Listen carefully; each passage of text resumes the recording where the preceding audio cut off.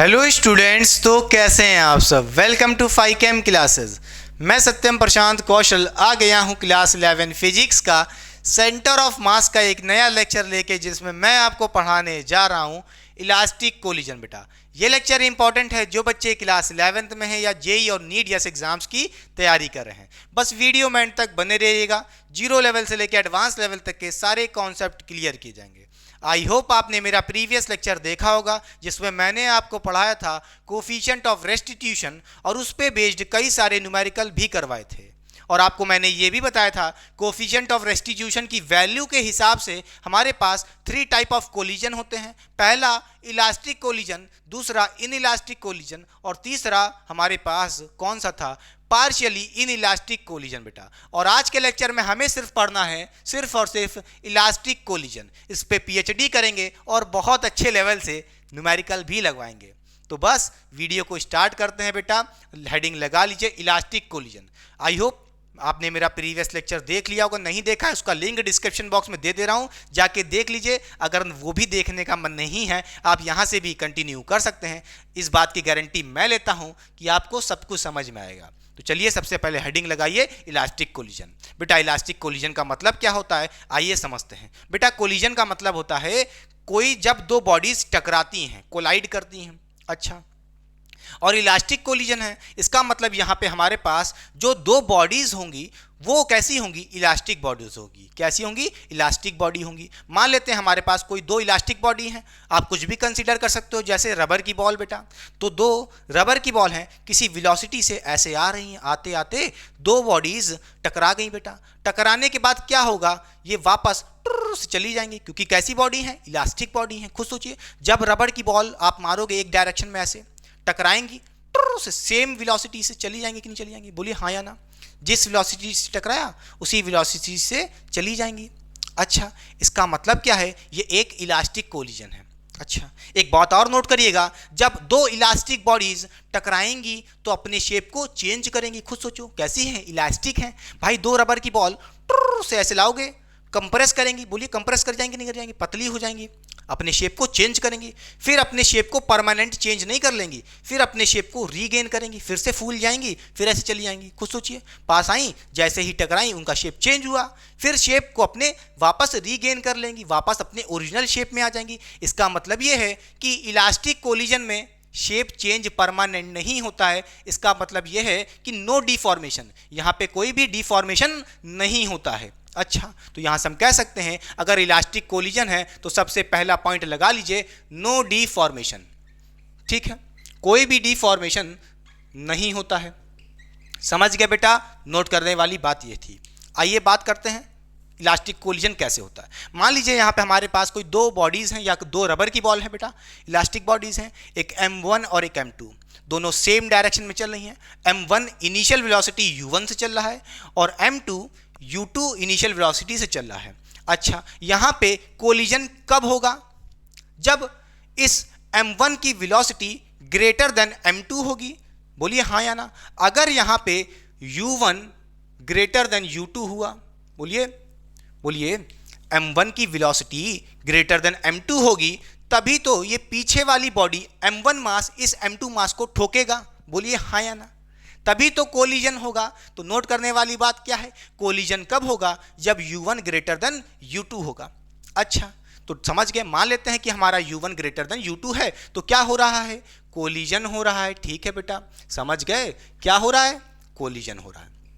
ठीक है, अब जब कोलिजन होगा तो इन दोनों मासेस की वेलोसिटी कुछ चेंज हो जाएगी। ठीक, अच्छा, तो मान लेते हैं M1 की वेलोसिटी चेंज होकर कितनी हो गई है, V1 हो गई है, और M2 वाली बॉडी की वेलोसिटी चेंज होके क्या हो गई है, V2 हो गई है। अच्छा, क्लियर हो गई बात, कोई दिक्कत की बात नहीं है। अच्छा, अब आइए बात करते हैं मोमेंटम की। नहीं, मैं बात कर रहा हूं सिस्टम के मोमेंटम की। अच्छा, एक बात नोट करिएगा बेटा, momentum of the system remain conserved throughout the collision.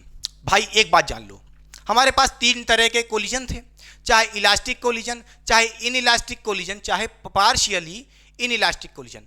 तीनों टाइप के कोलिजन्स में एक बात तो तय है, momentum of the system remains conserved throughout the collision. पूरे रास्ते भर मोमेंटम हमेशा हमेशा कंजर्व रहेगा। नोट करने वाली बात यह है। तो सबसे पहले सेकंड पॉइंट लिखिए बेटा, क्या होगा, बोलिए क्या, momentum of system. P of system का मतलब क्या है भाई, मोमेंटम ऑफ सिस्टम क्या होगा, मोमेंटम ऑफ सिस्टम क्या रहेगा, रिमेन्स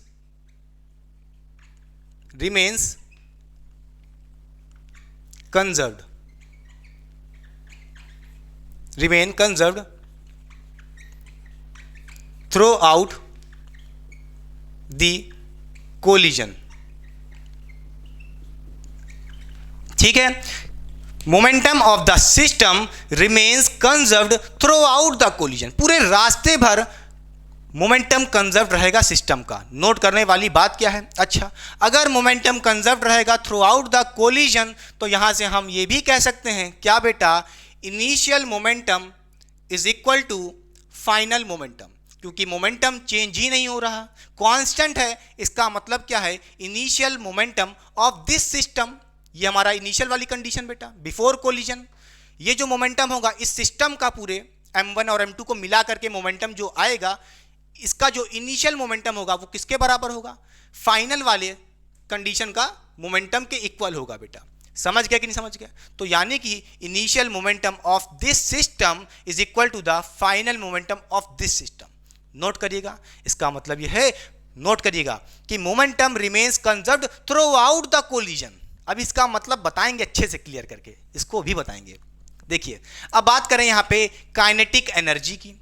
नोट करिएगा, kinetic energy of the system does not remain conserved throughout the collision. Note करिएगा, सबसे पहली बात क्या क्या, थर्ड पॉइंट यहां से कह सकते हो, kinetic energy of system, kinetic energy of system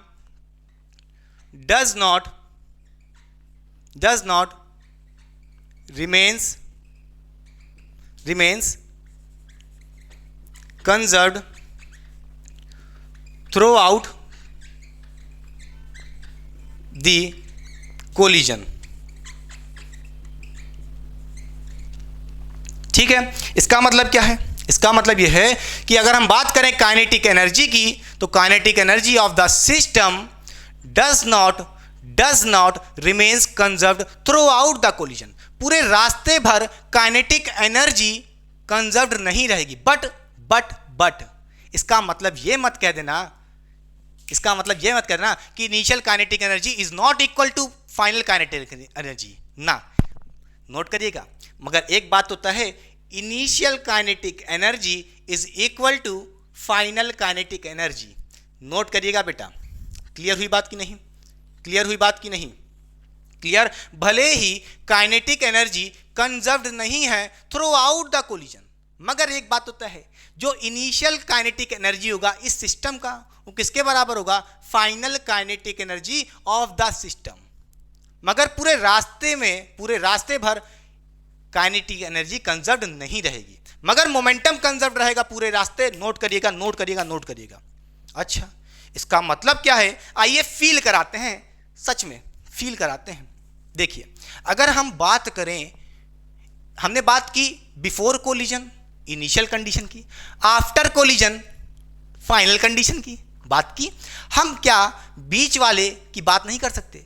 जब कोलिजन हुआ होगा, जब कोलिजन हुआ ही होगा, जस्ट होने वाला ही होगा, बोलिए हम बीच की बात करते हैं। अच्छा भाई, हमें पता है फर्स्ट वाली बॉडी m1 की वेलोसिटी ज़्यादा है, इसको ठोकेगी, टू से ठोकेगी तो क्या होगा, कोलिजन होगा। तो आइए बात करते हैं कोलिजन कैसे हुआ होगा। खुद सोचिए बेटा, जब ये पीछे वाली बॉडी आगे वाली बॉडी को ठोकेगी तो क्या होगा, इन दोनों का कुछ शेप चेंज होगा कि नहीं होगा, बोलिए हाँ या ना। तो जो ये m1 है और m2 है, इन दोनों का शेप चेंज होगा, क्योंकि मैंने कहा था बीच में शेप चेंज होगा, मगर ये शेप चेंज परमानेंट नहीं होगा, वापस अपने शेप को रीगेन कर लेंगी। ऐसे देखिए, हम बात कर रहे हैं बीच वाली कंडीशन की, हम बात कर रहे हैं बीच वाली कंडीशन की। अच्छा ठीक है, कोई दिक्कत की बात नहीं है। मोमेंटम इनिशियली भी जितना है, यहां पे बीच वाली कंडीशन में भी मोमेंटम उतना ही होगा, और फाइनल वाली कंडीशन में भी मोमेंटम उतना होगा। यानी कि momentum will be conserved throughout the collision. पूरे रास्ते भर कोलिजन के में, पूरे रास्ते भर के कोलिजन में मोमेंटम कंजर्व रहेगा। अच्छा, और इनिशियल मोमेंटम बराबर होगा फाइनल मोमेंटम के। मगर बात करें काइनेटिक एनर्जी की, काइनेटिक एनर्जी की बात करें, देखिए बेटा इनके पास कुछ वेलोसिटीज होंगी, ठीक, इनिशियली, और जब ये टकराएंगी तो खुद सोचिए, इनकी ऐसे टकरा गई, से टकराई, भाई आगे वाली बॉडी इसको ठोकी, तो भाई इनकी वेलोसिटीज कुछ कम हो गई होगी। बोलिए हाँ या ना, बोलिए हाँ या ना। कुछ वर्क किया होगा, खुद सोचिए, कुछ सोचिए मेरी बात। क्या जब ये एक दूसरे को टकराई तो अपने शेप को चेंज किया, कुछ समय के लिए चेंज किया तो ना बेटा। कुछ शेप चेंज करने में वर्क डन हुआ होगा कि नहीं हुआ होगा? वर्क डन हुआ होगा, इसका मतलब क्या है, एनर्जी कुछ लॉस हुई है, कम हो गई, हुई कि नहीं हुई? काइनेटिक एनर्जी कुछ कम हो गई, मगर ये काइनेटिक एनर्जी जो कम हो गई है ये वापस फिर गेन हो जाएगी, ये चिंता मत करिएगा, मगर हुई तो कम ना बेटा। इसका मतलब क्या है, काइनेटिक एनर्जी कुछ चेंज हो गई थी मिडिल वाले कंडीशन में, हाँ या ना? तो पूरे रास्ते भर की काइनेटिक एनर्जी कंजर्व नहीं है थ्रू आउट द कोलिजन, ये बात फॉल्स है। Kinetic energy through out the collision is conserved, गलत बात है, कांस्टेंट नहीं है पूरे रास्ते भर। हाँ, मगर एक बात है, इनिशियल काइनेटिक एनर्जी सिस्टम की किसके बराबर होगी? Final kinetic energy of the system. Clear बात? बोलिए हाँ या ना। क्लियर? क्योंकि एक बात होता है, kinetic energy does not remain conserve through out the collision, because जब कोलिजन होगा तो शेप चेंज होगा, कुछ वर्क डन होगा, तो एनर्जी कुछ लॉस होगी। बोलिए हाँ या ना। जो एनर्जी लॉस है इसका मतलब चली नहीं गई, स्टोर हो गई है, वो वापस फिर से निकल जाएगी। खुद सोचिए, अरे भाई ये बॉडी ठोकी, कुछ वेलोसिटीज कम हुई होगी, फिर से खुद सोचो, दो बॉडीज ऐसे आ रही, टर से टकराई, इनकी वेलोसिटीज से ऐसे कुछ कम हुई, शेप को एकदम दबा गई हैं, फिर जब ये दो रबर की बॉल कंप्रेस होंगी फिर से भागेंगी नहीं भागेंगी, क्लियर कि नहीं क्लियर? मगर बीच में कुछ कम हुआ था एनर्जी, इसीलिए कह रहे हैं through out the collision kinetic energy conserve नहीं रहेगी, सिर्फ इनिशियल काइनेटिक एनर्जी सिस्टम की बराबर होगी फाइनल काइनेटिक एनर्जी के। क्लियर? समझ गए? अच्छा, तो इस हिसाब से अगर हम आपसे पूछें ग्राफ क्या होगा, अगर यहाँ पे हम पूछें आपसे मोमेंटम और टाइम का, मोमेंटम और टाइम का ग्राफ क्या होगा? अच्छा, और काइनेटिक एनर्जी और टाइम का ग्राफ क्या होगा? इसी तरह बोलिए बेटा, हम यहाँ पे आपसे पूछ रहे हैं momentum versus time graph, kinetic energy versus time graph system का क्या होगा? आपने देखा मोमेंटम कंजर्व्ड है थ्रू आउट कोलिजन, इनिशियली भी और बीच वाले में भी और फाइनल वाले में भी। अच्छा, पूरे रास्ते भर मोमेंटम कांस्टेंट है, कंजर्व्ड है बेटा, नोट करिएगा। अच्छा, बात करें काइनेटिक एनर्जी की तो ध्यान से देखिए बेटा, initial kinetic energy is equal to final kinetic energy, ठीक है, कोई दिक्कत नहीं है। ये हो गई हमारी इनिशियली मान लेते हैं, और ये हमारी फाइनली कांस्टेंट है, मगर बीच में देखिए, बीच में काइनेटिक एनर्जी कुछ चेंज हो गई होगी, कुछ कम हो गई होगी। क्यों हो गई होगी? क्योंकि कुछ वर्क डन हुआ है। मैंने कहा था change in kinetic energy, kinetic energy कुछ कम हो गई, लॉस हो गई, तो वर्क डन हुआ होगा, और वो वर्क डन ही दिख रहा है हमको शेप चेंज करने में। क्लियर बात कि नहीं? तो यहां से हम कहेंगे कुछ काइनेटिक एनर्जी कम हो गई है। बहुत अच्छा फील दिया हूं बेटा, गारंटी से, हाँ या ना? शुक्रिया करिएगा। चलिए, समझ गया कि नहीं समझ गया? अच्छा, कोई दिक्कत नहीं बेटा। आइए बात करते हैं यहाँ पे हम अपने फोर्थ पॉइंट की, ठीक है। फोर्थ पॉइंट हमने प्रीवियस लेक्चर में कुछ पढ़ाया था आपको, क्या? कोफिशिएंट ऑफ रेस्टिट्यूशन, जिसको हम ई से डिनोट करते थे, वो होता था V2 माइनस V1, और अपॉन में होता था U1 माइनस U2 बेटा। अच्छा, और हमने आपको ये भी बताया था अगर हमारे पास इलास्टिक कोलिजन है तो E कोफिशिएंट ऑफ रेस्टिट्यूशन की वैल्यू क्या होती थी? 1 होती थी। क्या होती थी? 1 होती थी। नोट करिएगा, coefficient of restitution elastic collision के लिए 1 होता था। नोट करिए बेटा, 1 होता था, प्रीवियस लेक्चर में बताया था। अच्छा, तो यहां से कहोगे अगर E की वैल्यू 1 है तो यहां से हम कह सकते हैं क्या? बोलिए बेटा, क्या कह सकते हैं? आपसे बोलिए, क्या कह सकते हैं? U1 minus U2 is equal to V2 minus V1 बेटा। बोलिए हाँ या ना? ये भी नोट करिए। बोलिए बेटा, ये हमारा फोर्थ पॉइंट है। क्लियर हुई बात कि नहीं? अच्छा, U1 माइनस U2 क्या है? बोलिए बेटा, U1 माइनस U2 क्या है? यही तो है relative velocity before collision. Relative velocity before collision और v2 माइनस v1 क्या है, रिलेटिव वेलोसिटी आफ्टर कोलिजन, खत्म बात। तो इसको लिख लीजिए, यहां से हम कह सकते हैं v2 minus u1 minus u2 क्या है, रिलेटिव वेलोसिटी, बेटा शॉर्ट फॉर्म में लिख रहे हैं, जगह कम है, रिलेटिव वेलोसिटी बिफोर कोलिजन, ठीक।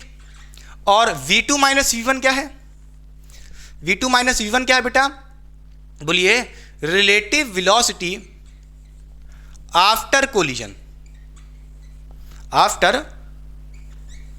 कोलिजन, ठीक है, पक्का दिख रहा है नीचे कि नहीं दिख रहा, हाँ।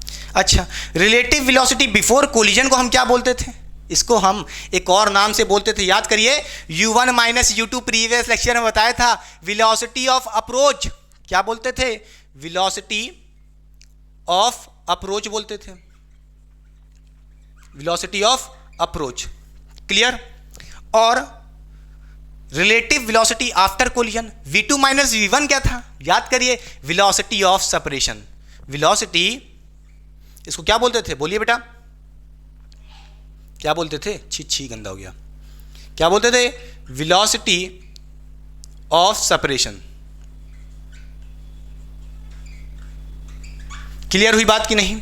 अच्छा, आओ फील करा दे वेलोसिटी ऑफ अप्रोच क्या है, क्या है भाई, ये देखो, वेलोसिटी ऑफ अप्रोच यानी कि बिफोर कोलिजन वाली की कहानी हो रही है। अच्छा, किस वेलोसिटी से ये बॉडी एक दूसरे को अप्रोच कर रही है, भाई u1 माइनस u2 से, सीधी सी बात है, कोई दिक्कत। v2 माइनस v1 क्या है, वेलोसिटी ऑफ सेपरेशन, भाई एक इधर जा रहा है एक इधर जा रहा है, किस वेलोसिटी से ये एक दूसरे को सेपरेट हो रहे हैं, सेपरेट हो रहे हैं, खुद सोचिए, बोलिए हाँ या ना, बोलिए हाँ या ना, पक्की हुई बात कि नहीं, ठीक है। तो ये पॉइंट याद रखिएगा बेटा, पहला, इनिशियल मोमेंटम बराबर है फाइनल मोमेंटम के, काइनेटिक एनर्जी इनिशियल बराबर है फाइनल काइनेटिक एनर्जी की, मगर काइनेटिक एनर्जी कंजर्व नहीं है पूरे रास्ते में कोलिजन के, ये जेई एडवांस के लेवल में एमसीक्यू में पूछ सकता है, रीजनिंग में, ठीक। और ये फोर्थ पॉइंट क्या है, u1 minus u2 is equal to v2 minus v1, कैसे आया, यहां पे बस कुछ नहीं, e की वैल्यू हमने 0 कर दी, काम तमाम, सॉरी 0 नहीं 1 कर दी, सॉरी, ठीक। और ये ग्राफ भी नोट करिएगा, फील आया कि नहीं आया, साइड हो रहा हूं, पहले कॉपी कर लीजिए, ये पूरा समरी दे दिया है, पूरे सारे पॉइंट दे दिए हैं इलास्टिक कोलिजन के, साइड हो रहा हूं। तो बताइए बच्चों, कॉपी हो गया, मिटा दें, पक्का, सारा समरी दे दिया है। अभी बस एक चीज और आपको सिखानी है कि यहाँ पे v1 और v2 वेलोसिटी कैसे निकालेंगे, फाइनल वेलोसिटीज क्या होंगी, उसका फॉर्मूला क्या है, एक ट्रिक दे देंगे बहुत अच्छे से, ठीक है, मिटा दें, पक्का, कॉपी हो गया। चलिए,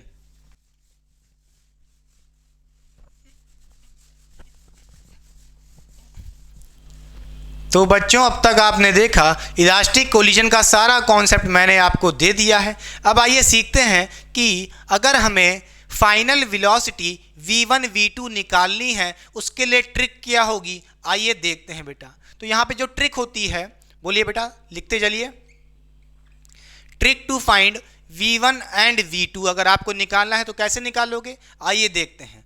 अगर मुझे v1 निकालना है तो कैसे निकालेंगे, इसके लिए बेटा फॉर्मूला क्या होगा, v1 इज इक्वल टू, हम निकाल सकते हैं कैसे, m1 माइनस m2 और अपॉन में होता है m1 प्लस m2 बेटा, ठीक है। फिर ब्रैकेट लगाइए और v1 है इसलिए आप यहाँ पे क्या लिखेंगे, u1 ब्रैकेट के बाहर, ठीक है, मल्टीप्लाई में, फिर प्लस करिए 2, यहाँ पे v1 है, 1 लिखा है ना, तो इसका उल्टा 2 होगा, तो यहाँ पे आपको लिखना होगा m2 बेटा, और अपॉन में क्या होगा, m1 प्लस m2 ऑलवेज, यहाँ भी m1 प्लस m2, यहाँ भी m1 प्लस m2, ठीक है। फिर ब्रैकेट के बाहर क्या लिखेंगे, देखिए v1 है, 1 लिखा है तो उसका उल्टा करना पड़ेगा, यहाँ पे जो भी आपको लिखना है उल्टा करके, तो 1 लिखा है तो 2 वाला कंडीशन, 2 वाला यानी कि u2 बेटा, क्लियर हो गई बात।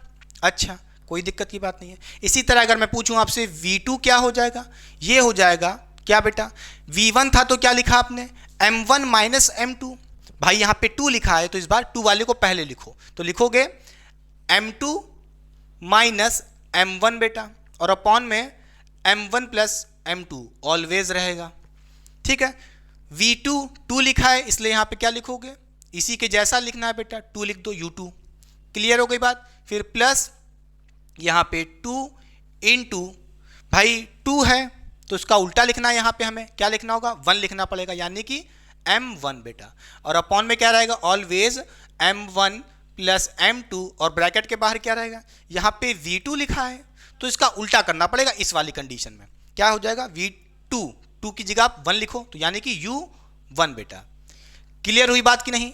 तो ये वो फॉर्मूला है जिससे आप final velocity v1 and v2 निकाल सकते हो बड़े आराम से। कहोगे कैसे भैया बड़े आराम से, मैं याद कैसे करूंगा? सही सी बात है, याद करना बहुत ही डिफिकल्ट है मगर ये ट्रिक बहुत आसान है जिससे आपका चुटकी बजाते आंसर आ जाएगा।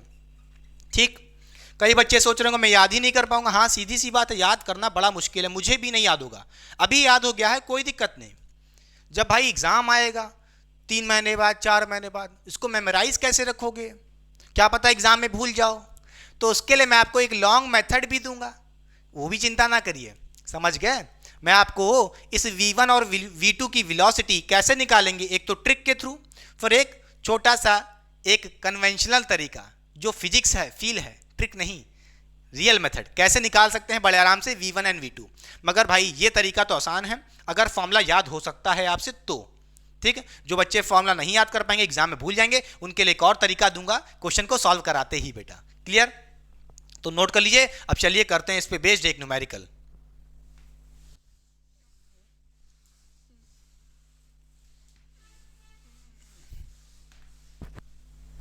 तो चलिए बच्चों सॉल्व करते हैं क्वेश्चन नंबर 1 इस लेक्चर का। बहुत ही अच्छा क्वेश्चन है, तो ध्यान से देखिए क्वेश्चन हमसे क्या कह रहा है। क्वेश्चन हमसे कह रहा है find velocity v1 and v2 बेटा। हमें v1 एंड v2 बताना है। तो ध्यान से देखिए क्वेश्चन में हमको क्या क्या गिवन है, आइए देखते हैं। क्वेश्चन में हमको यहाँ पे फर्स्ट बॉडी गिवन है जिसका मास 2 kg गिवन है और इसकी इनिशियल वेलोसिटी 5 मीटर पर सेकंड गिवन है इस डायरेक्शन में बेटा। इसी तरह हमको एक सेकंड बॉडी गिवन है जिसका मास 3 kg गिवन है और इसकी इनिशियल वेलोसिटी 2 मीटर पर सेकंड है इस डायरेक्शन में।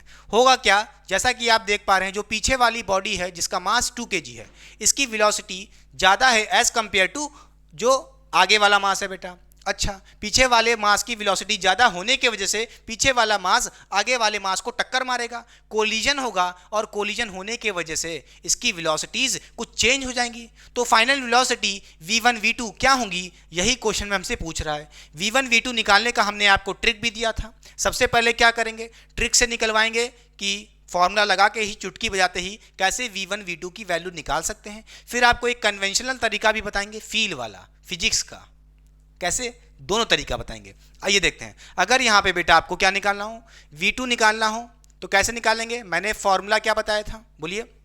v2 के लिए क्या था, m2 माइनस m1 बेटा।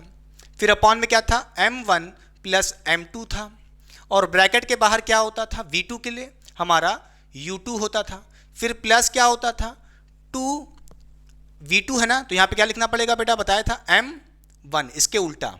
ठीक, फिर अपॉन में क्या होगा, m1 प्लस m2 और ब्रैकेट के बाहर क्या होगा, बोलिए बेटा। यहाँ पे क्या लिखा है, v2 है तो इसी का उल्टा बेटा क्या हो जाएगा, बोलिए u1। क्लियर हुई बात कि नहीं? तो इस फॉर्मूले को लगा करके बड़े आराम से यहाँ पे v2 आ सकता है बेटा, बड़े आराम से। आइए बात कर रहे हैं m1 m2 और u1 u2 कौन होगा। देखिए बेटा m1 कौन होगा, ये हमारा फर्स्ट मास बेटा। ठीक है, ये हमारा सेकंड मास है, इसको मान लीजिए m2।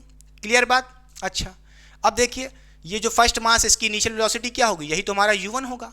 सेकंड मास m2 की इनिशियल वेलोसिटी जो 2 मीटर पर सेकंड गिवन है, यही हमारा क्या होगा, u2 होगा बेटा। ठीक, अब वैल्यूज पता चल गई, इसमें रख दीजिए, काम तमाम।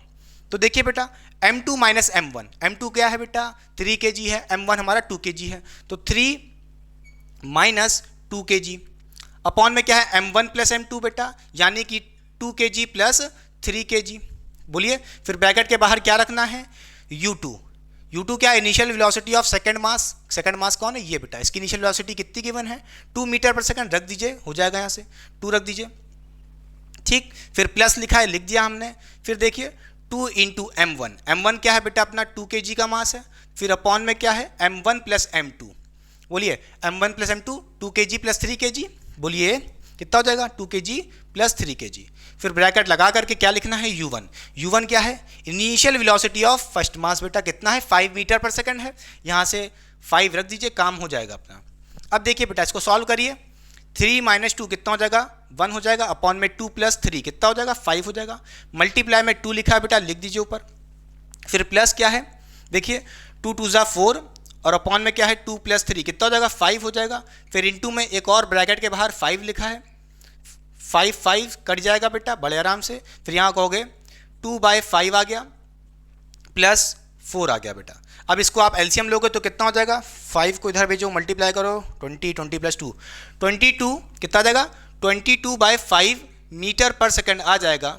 ठीक है, यहाँ से हमारी v2 की वेलोसिटी आ जाएगी, यानी कि जो सेकंड मास होगा इसकी फाइनल वेलोसिटी v2 की जो वैल्यू होगी वो 22/7 मीटर पर सेकंड होगी। नोट करिएगा बेटा। अच्छा, कोई दिक्कत की बात नहीं है, समझ गए। अब आइए बात करते हैं v1 कैसे निकालेंगे। भाई v1 के लिए भी ट्रिक बताई थी, बोलिए। अरे भाई क्या बताई थी ट्रिक, बताई जल्दी से हमने। v1 है तो क्या करना पड़ेगा, बोलिए।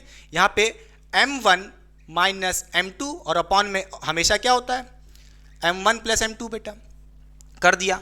v1 है तो इस केस के लिए मैंने क्या कहा था, सेम चीज़ होती है, तो यहाँ पे u1 होगा। क्लियर बेटा। फिर प्लस क्या होता था, 2 क्या हो जाएगा, बोलिए m2 बेटा। कैसे m2 हो गया, क्योंकि यहाँ पे 1 लिखा है तो यहाँ पे चेंज कर देंगे, 2 हो जाएगा m2। फिर अपॉन में क्या होना है, हमेशा m1 प्लस m2। ठीक, फिर ब्रैकेट के बाहर क्या था, बोलिए बेटा, v1 है मगर इस केस में चेंज करना पड़ेगा तो यहाँ पे u1 हो जाएगा। बोलिए कोई दिक्कत नहीं, बोलिए v1 है तो चेंज हो जाएगा, कितना हो जाएगा बेटा, सॉरी u2 हो जाएगा। क्लियर हुई बात की नहीं। अच्छा, फॉर्मूला याद करना ही पड़ेगा बेटा आपको। अब देखिए m1 माइनस m2, m1 कितना है 2 kg है, माइनस m2 हमारा 3 kg है। फिर अपॉन में m1 प्लस m2 बेटा 2 प्लस 3 हो जाएगा। क्लियर। फिर ब्रैकेट के बाहर क्या है u1, u1 क्या है हमारा 5 है, रख दिया। फिर प्लस 2m2, m2 कितना है बेटा, बोलिए 3 kg है, लिख दिया। अपॉन m1 प्लस m2 बेटा यानी कि 2 प्लस 3 और ब्रैकेट के बाहर क्या लिखा है, u2 लिखा है। Initial velocity of second body कितनी है, 2 मीटर पर सेकंड गिवन है, रख दिया। अब इसको सॉल्व करेंगे कितना आ जाएगा, यहाँ पे कहोगे -1, बोलिए कितना आ जाएगा, -1 अपॉन 5 बेटा, और इंटू में 5 भी है, पक्का कोई दिक्कत इसमें नहीं। क्लियर हो गई बात। फिर प्लस यहाँ से कह सकते हो कितना, 2 इंटू 3, 2 इंटू 3 कितना हो जाएगा, 6 हो जाएगा, 6/5 हो जाएगा, और इंटू में क्या है 2 है। फिर देखिए बेटा ये 5 5 कैंसिल हो जाएगा, यहाँ पे इक्वल टू में क्या बचेगा, -1 बचेगा। फिर प्लस क्या रहेगा, बोलिए 6 इंटू 2 कितना हो जाएगा, 12 हो जाएगा, और अपॉन में 5 हो जाएगा। इसको आप एलसीएम लेके सॉल्व कर सकते हो। यहाँ से क्या हो जाएगा, बोलिए 5 को इधर भेज दोगे, मल्टीप्लाई हो जाएगा, -5 कितना हो जाएगा ओवरऑल, बोलिए। यहाँ से जो आपकी वैल्यू आएगी बेटा वो आएगी 7/5 आएगी मीटर पर सेकेंड। ठीक है, तो यहाँ से v1 आ चुका है, final velocity of first body, या कह लो 2 kg की मास की जो भी वेलोसिटी होगी, फाइनल वेलोसिटी v1, उसकी वैल्यू कितनी होगी, 7/5 मीटर पर सेकेंड। ये तो हो गया ट्रिक वाला फॉर्मूला बेटा, ट्रिक लगा करके काम तमाम कर सकते हैं। अच्छा, जर्नल तरीका क्या होगा फिजिक्स के तौर पे, कैसे सॉल्व करें, आइए देखते हैं बेटा। पहले कॉपी करिए, मैं साइड हो रहा हूं, रब करने जा रहा हूं बेटा। ठीक, तो बताइए बच्चों, मिटा दें, कॉपी हो गया पक्का। नेक्स्ट मेथड देखें, क्वेश्चन नंबर 1 को ही सॉल्व करने का एक और तरीका देखिए बेटा, अच्छा वाला। क्या पता आप फॉर्मूले भूल जाएं एग्जाम में, तो कैसे सॉल्व करेंगे, तो उसके लिए देसी फिजिक्स फील वाली कैसे करेंगे, ध्यान से देखिए। मिटा दें,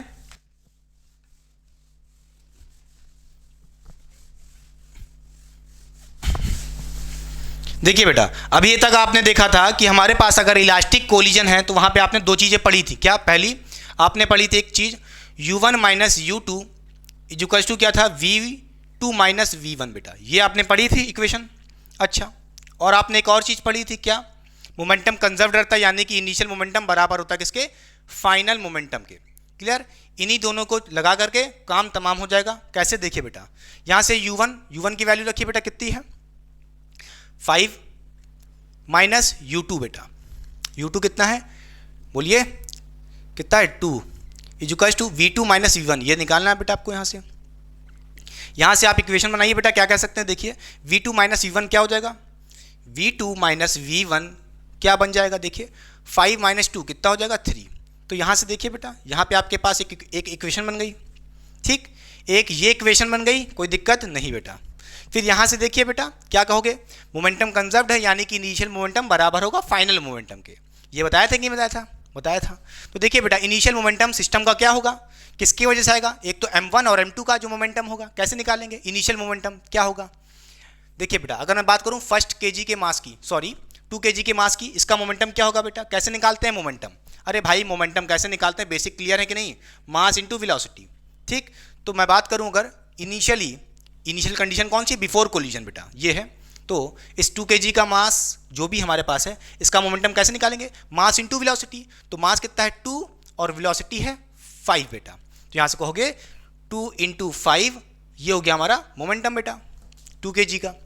फिर प्लस क्या करना पड़ेगा, जो हमारे पास सेकेंड बॉडी है जिसका मास 3 केजी है और जिसकी वेलोसिटी 2 है, तो क्या हो जाएगा momentum 3 into 2, mass into velocity क्या हो जाएगा 3 इंटू 2 बेटा। क्लियर, ये हो गया initial momentum of this system बेटा बिफोर कोलिजन। और फाइनल मोमेंटम यानी कि आफ्टर कोलिजन क्या हो जाएगा, इसका मोमेंटम कैसे निकालेंगे, मास इंटू वेलोसिटी। मास कितना है 2 केजी और वेलोसिटी है v1, तो क्या कहोगे 2 इंटू v1। फिर प्लस क्या हो जाएगा, बोलिए 3 इंटू v2। क्लियर हुई बात की नहीं बेटा, बोलिए। फिर देखिए ध्यान से इसको सॉल्व करिए, इक्वेशन बनाइए। यहां से क्या कह सकते हो, 10 प्लस 6 इक्वल्स टू क्या हो जाएगा 2v1 प्लस 3v2 बेटा। क्लियर, यहां से आप कह सकते हो क्या कह सकते हो 2v1 plus 3v2 equals to क्या हो जाएगा 10 प्लस 6 कितना हो जाएगा 16 हो जाएगा। अब देखिए बेटा यहाँ पे v1 v2 की इक्वेशन दिख रही है, एक ये और एक ये दिख रही है। बोलिए क्या करेंगे, अब इन दोनों इक्वेशन को साइमल्टेनियसली सॉल्व करने की कोशिश करेंगे बेटा। कैसे, इस इक्वेशन को पहले लिख लीजिए यहाँ से, देखिए 2v1 plus 3v2 equals to 16 है। ठीक, एक ये इक्वेशन हो गई। अब इस इक्वेशन को लिखना पड़ेगा साइमल्टेनियसली सॉल्व करने के लिए क्या करना पड़ेगा, देखिए बेटा यहाँ पे 2v1 है, मगर यहाँ पे v1 देखिए यहाँ पे तो सिर्फ 1 है बेटा। तो क्या करना पड़ेगा, यहाँ पे अगर मैं 2 से मल्टीप्लाई कर दूँ तो v1 कैंसिल आउट हो जाएगा और काम हो जाएगा बेटा। तो देखिए बेटा अगर मैं इसमें 2 से मल्टीप्लाई कर देता हूँ तो क्या हो जाएगा, देखिए 2v2 माइनस 2v1 फिर इक्वल्स टू क्या हो जाएगा, 2 मल्टीप्लाई करना पड़ेगा 3 से भी, तो कितना हो जाएगा 6 हो जाएगा। फिर साइमल्टेनियसली सॉल्व करिए, बोलिए प्लस 2v1 एक ऊपर है और नीचे वाला देखिए माइनस 2v1 कैंसिल आउट हो जाएगा, एलिमिनेट हो गया। फिर देखिए 3v2 प्लस 2v2 कितना हो जाएगा 5v2 बेटा इक्वल्स टू क्या हो जाएगा, जल्दी बताइए, बोलिए 16 प्लस 6 कितना हो जाएगा 22 हो जाएगा। फिर यहाँ से v2 कितना आ जाएगा 22/5 आ जाएगा। बड़े आराम से ये आ गया हमारे v2 की वेलोसिटी। बोलिए बेटा सेकेंड बॉडी जो हमारी है उसका वेलोसिटी कितना आ रहा है, जितना हमने पहले देखा था। याद करिए अभी मैंने ट्रिक से v2 की वैल्यू क्या निकाली थी 22/7, ये निकाला था कि नहीं निकाला था। क्लियर हुई बात कि नहीं। अगर आप फॉर्मूला भूल जाते हो तो इस प्रोसीजर को सीखो, इस प्रोसीजर को सीखो जो मैंने सिखाया है, यही एक्चुअल फिजिक्स है। वो तो लफड़ा था, वो मज़ा नहीं है, मज़ा तो ये है, जूस ये है फिजिक्स का। क्लियर, कोई सोच रहा होगा कि v1 कैसे निकालेंगे, अरे बुड़बक v2 आ गया तो क्या करो बेटा, इस इक्वेशन में v2 की वैल्यू पुट कर दो। बोलिए बेटा हमारे पास इक्वेशन क्या थी, v2 minus v1 equals to 3। v2 निकाल ली हो कितना बेटा, जल्दी बताइए 22/5 minus v1 equals to 3। v1 कैसे निकालोगे, v1 को उधर भेज दो प्लस हो जाएगा, तो यहाँ से कर दोगे v1 इक्वल्स टू क्या हो जाएगा, इसको उधर भेजिए और 3 को उधर भेज दीजिए, तो क्या हो जाएगा 22/5 माइनस 3। क्लियर, सॉल्व कर लेना, यहाँ से कितना आ जाएगा 7/5 ही आएगा जो हमने पहले निकाला था v1। बोलिए फॉर्मूला लगा करके हमने जो v1 निकाला था 7/5 ही आया था। बोलिए समझ गए। क्लियर, इस क्वेश्चन से आपके सारे कॉन्सेप्ट क्लियर हो गए पक्का, गारंटी से। चलिए क्लियर, ये था ऑल्टरनेटिव मेथड और यही बेस्ट तरीका है, क्योंकि फॉर्मूला गारंटी दे रहा हूं मैं, आप याद नहीं कर पाओगे एग्जाम तक, ना रख पाओगे, भूल गए तो गड़बड़ हो जाएगा। मिटा रहे हैं।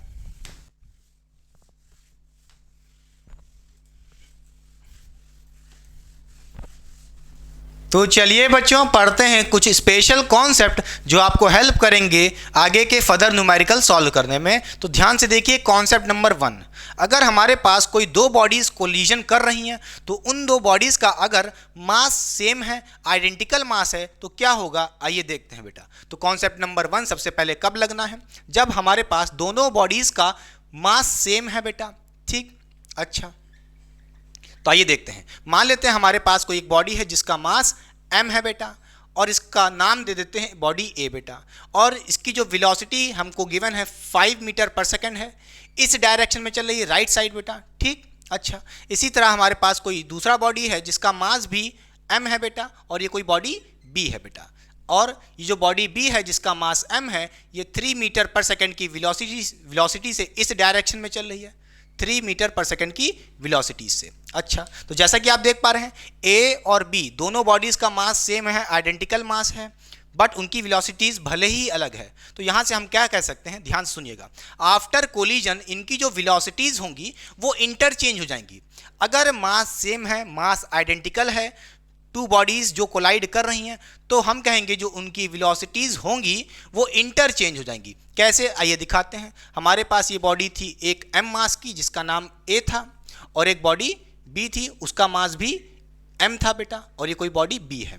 ठीक, अच्छा A वाली की वेलोसिटी क्या थी? 5 मीटर पर सेकंड। ठीक है, अब ये मत लिखना A की वेलोसिटी क्या हो जाएगी जो B की थी, जो B की थी किस डायरेक्शन में है? 3 मीटर पर सेकंड लेफ्ट साइड है बेटा। तो A की वेलोसिटी क्या हो जाएगी? 3 मीटर पर सेकंड इन लेफ्ट साइड जो B की थी। अच्छा अब जो B की वेलोसिटी क्या होगी, फाइनल वेलोसिटी वो क्या होगी जो A की थी बेटा। A की क्या थी? 5 मीटर पर सेकंड थी राइट साइड, तो इसकी वेलोसिटी क्या हो जाएगी? 5 मीटर पर सेकंड। ठीक है, आप ऐसे सोच भी सकते हो, आपके पास कोई दो रबर की बॉल है, इलास्टिक बॉल है बेटा। ठीक है, एक 3 से चल रही है, एक 5 चल रही है, ऐसे लड़ी, इनकी वेलोसिटीज इंटरचेंज हो गई, चेंज हो गई। बोलिए हाँ या ना। ये कब होगा? जब दोनों बॉडीज का, दोनों कोलाइडिंग बॉडीज का मास सेम है बेटा। सबसे बड़ी बात, इंपॉर्टेंट बात, दिल से क्लियर, हमेशा नहीं। अब आइए देखते हैं एक और चीज। मान लीजिए हमारे पास कोई एक बॉडी है, इसका मास m है, इस बॉडी का नाम A है। ठीक, अच्छा इसी तरह हमारे पास कोई दूसरी बॉडी है, उसका मास भी m है। ठीक, और ये कोई बॉडी B है। अच्छा बॉडी जो B है वो हमारी रेस्ट पे है बेटा। ठीक, और A वाली बॉडी हमारी मोशन में है और ये मूव कर रही है इस साइड बेटा विथ अ वेलोसिटी 5 मीटर पर सेकेंड। अच्छा आफ्टर कोलिजन अब क्या होगा बेटा? अगर मास सेम है तो ध्यान से देखिएगा, एक बॉडी B हमारी रेस्ट पे है और A हमारा मूव कर रहा है विथ अ वेलोसिटी 5 मीटर पर सेकेंड। अब क्या होगा? कुछ नहीं बेटा, वेलोसिटी इंटरचेंज हो जाएगी। अब कहोगे इसकी वेलोसिटी तो कुछ थी ही नहीं, रेस्ट पे था, तो कुछ नहीं भाई। खुद सोचो, पीछे वाला 5 मीटर पर सेकंड से ठोकेगा तो आगे वाला चलने लगेगा और पीछे वाला रेस्ट पे आ जाएगा, वेलोसिटी इंटरचेंज। हाँ या ना? बोलिए हाँ या ना। तो यहाँ से आप कहोगे आपके पास जो बॉडी A थी वो क्या हो जाएगी बेटा? रेस्ट पे हो जाएगी। अब बोलिए इसकी वेलोसिटी क्या हो जाएगी? 0 हो जाएगी फाइनल वेलोसिटी। क्लियर हुई बात कि नहीं? खुद सोचो, पीछे वाला आगे वाले को ठोकेगा क्योंकि दोनों का मास सेम है, तो ये रेस्ट पे आ जाएगी और B वाला मूव करने लगेगा जिस वेलोसिटी से A चल रहा था। हाँ या ना? तो यहाँ से आप कहोगे जो हमारा बॉडी B है जिसका मास M है वो मूव करने लगेगा 5 मीटर पर सेकंड से। खुद सोचिए बेटा, एक बॉल यहाँ रखी थी, आपने पीछे से फेंका 5 मीटर पर सेकंड से, दोनों का मास सेम है, टुक से लड़ी इस पे, तो ये वाली बॉडी रेस्ट पे हो गई और ये वाली मूव कर गई 5 से। बोलिए हाँ या ना? फील आया कि नहीं आया? बोलिए, नोट करिए, नोट करिए। अच्छा पक्का पक्का पक्का पक्का। अब आइए एक और देखते हैं, दूसरा कॉन्सेप्ट। ये हमारा हो गया फर्स्ट कॉन्सेप्ट, जब मास सेम होगा। अच्छा अब बात करें, अगर हमारा मास डिफरेंट है, अगर हमारा मास डिफरेंट है, क्या है? मास डिफरेंट है तो क्या होगा? मान लीजिए हमारे पास यहाँ पे कोई एक बॉडी है जिसका मास m1 है, कोई दिक्कत नहीं, और ये मूव कर रही है 2 मीटर पर सेकंड की वेलोसिटी से। ठीक, कोई दिक्कत नहीं बेटा। अच्छा और एक हमारे पास यहाँ पे कोई बहुत बड़ा सा मास है, m2 मास। क्या है? m2 मास। ये क्या है? मान लेते हैं ये हमारा कोई वॉल है बेटा। क्या है? वॉल हो सकती है, फ्लोर हो सकता है, बहुत बड़ा प्लैंक हो सकता है, बहुत बड़ा सा मास है, बहुत बड़ा सा मास। अच्छा एज कंपेयर टू m1। तो देखिए बेटा, हमें पता है m2 भाई वॉल है, इसका क्या मास होगा, बहुत बड़ा mass, much greater than m2, much greater than m1 होगा। ये छोटी सी बॉल, पुटकी सी बॉल, क्रेजी बॉल, टुक से फेंकोगे एकदम छोटी सी, ठीक है। अच्छा, तो क्या होगा, आपको पता है भाई वॉल है, कहाँ पे रहेगी, रेस्ट पे रहेगी, सीधी सी बात है, लिखने की जरूरत नहीं है। आफ्टर कोलिजन क्या होगा, खुद सोचो खुद सोचो, कभी आप किसी बॉल पे किसी वॉल पे आप बॉल फेंकते हो तो क्या होता है, बॉल पीछे खिसक जाती है या उसकी वेलोसिटी चेंज हो जाती है, वो मूव करने लगती है, ऐसा तो कुछ नहीं होता।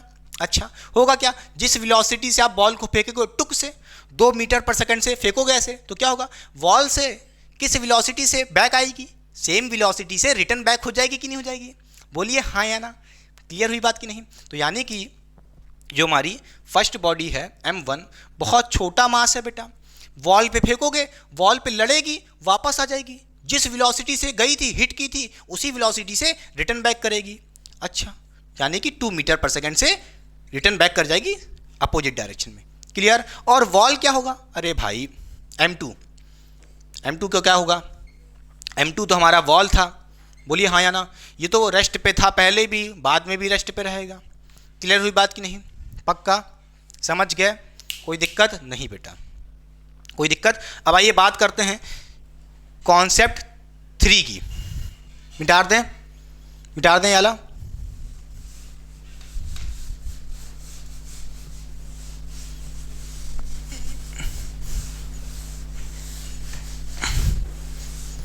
आइए बच्चों अब बात करते हैं थर्ड कॉन्सेप्ट की,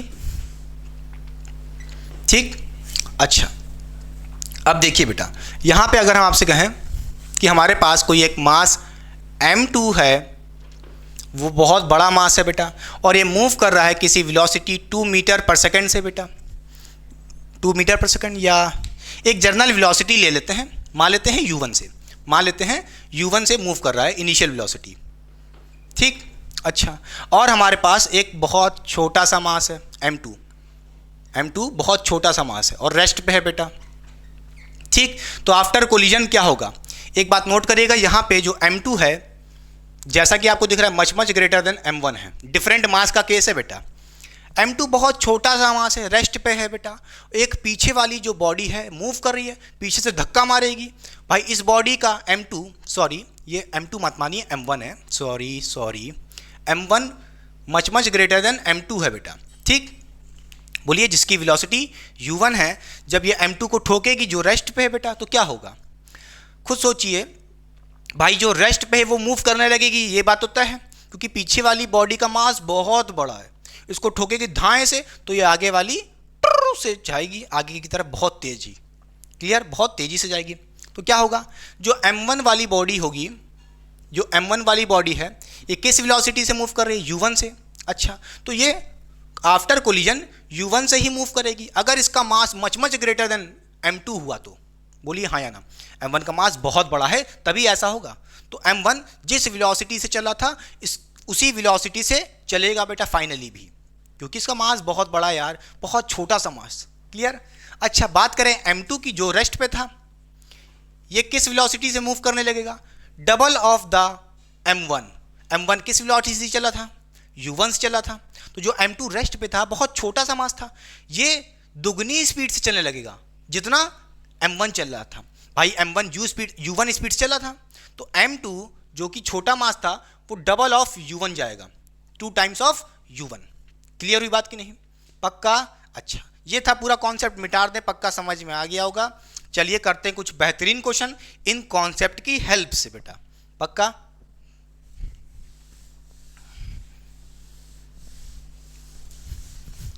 तो चलिए बच्चों सॉल्व करते हैं क्वेश्चन नंबर 2 इस लेक्चर का। बहुत ही शानदार क्वेश्चन है, क्योंकि ये क्वेश्चन बेटा जेई और नीट वाले बच्चों के लिए बहुत ही इंपॉर्टेंट है और क्लास 11th वालों के लिए भी इंपॉर्टेंट है, ऐसा नहीं है। तो ध्यान से देखिए क्वेश्चन में क्या कह रहा है। क्वेश्चन हमसे कह रहा है 2 identical masses are moving on circular path with tangential speed v and 2v if they move with constant speed between 2 collision, after how many collision will they again meet at point A। तो ध्यान से देखिए, जिस बच्चे से ये question हो सकता है वो वीडियो को पॉज करे, खुद से ट्राई करे और कमेंट बॉक्स में कमेंट करे कि राइट ऑप्शन क्या है। ऑप्शन भी दिया मैंने, तो ध्यान से देखिए। आइए समझाते हैं क्वेश्चन को क्या कर रहा है। मैं करने जा रहा हूँ। हमारे पास यहाँ पे कोई एक पार्टिकल है।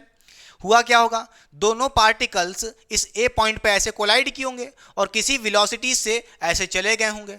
तो यहाँ पे जो हमारे पास एक पार्टिकल है जिसकी वेलोसिटी 2v है, इसको हम मान लेते हैं ये हमारा x पार्टिकल है, और जिसकी वेलोसिटी v है इस डायरेक्शन में, उस पार्टिकल को मान लेते हैं y बेटा। ठीक है, और क्वेश्चन में ही कहा है x y जो हमारे टू पार्टिकल्स हैं उनका मास आइडेंटिकल है। टू आइडेंटिकल मासेस, देखिए यहाँ पे जो हमारे पास मासेस हैं हमारे पास एक्स वाई, वो कैसे हैं, आइडेंटिकल मासेस हैं, यानी कि मासेस सेम हैं, इक्वल हैं बेटा। अच्छा, मैंने कहा था जब भी मासेस इक्वल होंगे और वो कोलिजन करेंगे तो उनकी वेलोसिटी इंटरचेंज होती है। नोट करिएगा, सबसे पहले कहीं लिख लीजिए, मासेस सेम है तो उनकी वेलोसिटीज आफ्टर कोलिजन इंटरचेंज हो जाती है। अभी बताया था मैंने कॉन्सेप्ट। ठीक, अच्छा देखिए क्वेश्चन हमसे कह रहा है आफ्टर हाउ मेनी कोलिजन। होगा क्या, ये पार्टिकल ऐसे लड़ेंगे, फिर कहीं जाके लड़ेंगे, फिर जाके कहीं लड़ेंगे। तो आफ्टर हाउ मेनी कोलिजन, कितने कोलिजन करने के बाद ये पार्टिकल्स सेम पॉइंट ए पे मीट करेंगे अगेन बेटा। ठीक, अच्छा अब आइए सबसे पहले हमें क्या करना पड़ेगा, हम यहां पे इस सर्कुलर पाथ को 3 इक्वल पार्ट्स में डिवाइड कर लेते हैं बेटा। ठीक,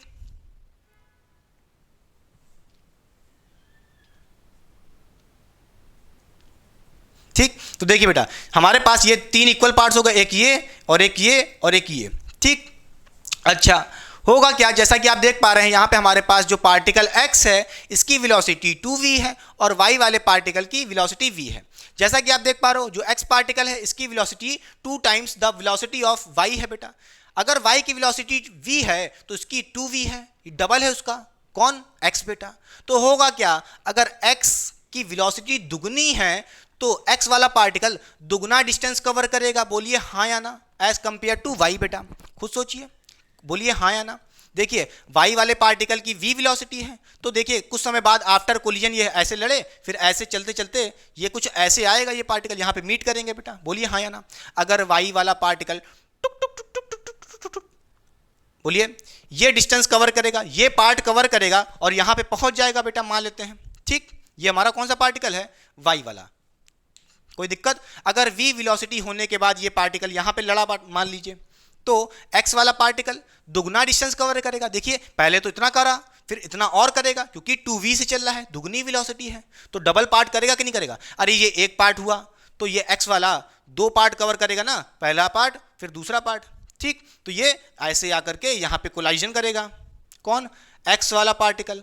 अच्छा, दोनों पार्टिकल का मास सेम है तो वेलोसिटी इंटरचेंज कर दो, मैंने कहा था। अच्छा, x वाले की पार्टिकल की वेलोसिटी 2v थी, तो अब इस बार x वाले की वेलोसिटी 2v नहीं रहेगी, क्या रहेगी, बोलिए बेटा, जो y की थी, इंटरचेंज कर दीजिए। तो y की v थी तो x वाले पार्टिकल की अब वेलोसिटी कितनी हो गई है, सॉरी v हो गई है। कितनी हो गई, v हो गई बेटा। अच्छा, y वाले की क्या होगी, जो x के पहले थी। देखिए y वाले पार्टिकल की वेलोसिटी क्या होगी, जो x की थी, x की कितनी है, 2v है, तो ये ऐसे जा रहा होगा 2v से, वेलोसिटी हमने इंटरचेंज कर दी। तो यहाँ पे हमारा पहला कोलिजन हो चुका है बेटा। ठीक, अच्छा अब फिर देखिए क्या होगा, ये पार्टिकल्स, ये y वाला ऐसे आएगा, x वाला ऐसे जाएगा, तो ये फिर से कुछ कोलिजन करेंगे और यहाँ पे आएंगे बेटा। बोलिए हाँ या ना।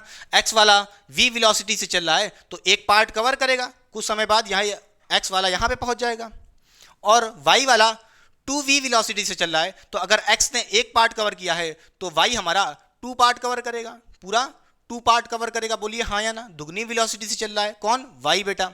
ठीक, तो y वाला दुगनी वेलोसिटी से चल रहा है तो 2 पार्ट कवर करेगा। बोलिए अच्छा, फिर से वेलोसिटी इंटरचेंज कर दीजिए। x की वेलोसिटी क्या होगी, जो पहले y की थी, y की कितनी है, 2v है, तो इस बार x की 2v हो जाएगी, और y की क्या होगी, जो पहले x की थी, x की कितनी है, v है बेटा। तो फिर से हमने वेलोसिटी इंटरचेंज कर दी है। आफ्टर कोलिजन वेलोसिटी इंटरचेंज होती है अगर मास सेम होता है, बता रहे हैं बार बार। ठीक, तो यहाँ पे हमारा दूसरा कोलिजन हो गया। अच्छा, अब देखिए 2 कोलिजन हो चुके हैं। अब अगर कोलिजन हुआ फिर ये ऐसे गया, खुद देखिए x वाला 2v वेलोसिटी से चलेगा तो यहाँ पे पहुँचेगा, डबल डिस्टेंस चलेगा, खुद सोचिए, अरे भाई एक्स वाले को देखो, एक्स वी से चल रहा है, तो ये एक्स वाला यहाँ से एक पार्ट कवर करने के लिए फिर से ए पे जाएगा, ए पे वापस पहुँचेगा, और एक्स वाला 2v से चल रहा है तो ऐसे चलेगा, डबल डिस्टेंस चलेगा नहीं चलेगा, तो फिर से ए पे पहुँच जाएगा। बोलिए, तो आफ्टर कितने कोलिजन ये पॉइंट ए पे अगेन मीट करेंगे? 2 कोलिजन। तो ऑप्शन क्या होगा बेटा? बी। क्लियर हुई बात कि नहीं? खुद सोचिए, अरे भाई इस पॉइंट को देखिए, एक्स 2v से चल रहा है तो डबल डिस्टेंस चलेगा इतना और इतना चलेगा, क्योंकि 2v वेलोसिटी है, और y वाला सिर्फ एक डिस्टेंस करेगा, एक पार्ट कवर करेगा, तो यहाँ पे वापस कोलाइड करेंगे। बोलिए हाँ या ना? अगेन मीट करेंगे आफ्टर कितने कोलिजन? 1 and 2। तो ऑप्शन बी हो गया। क्लियर हुई बात? मिटा दें पक्का? अच्छा क्वेश्चन था।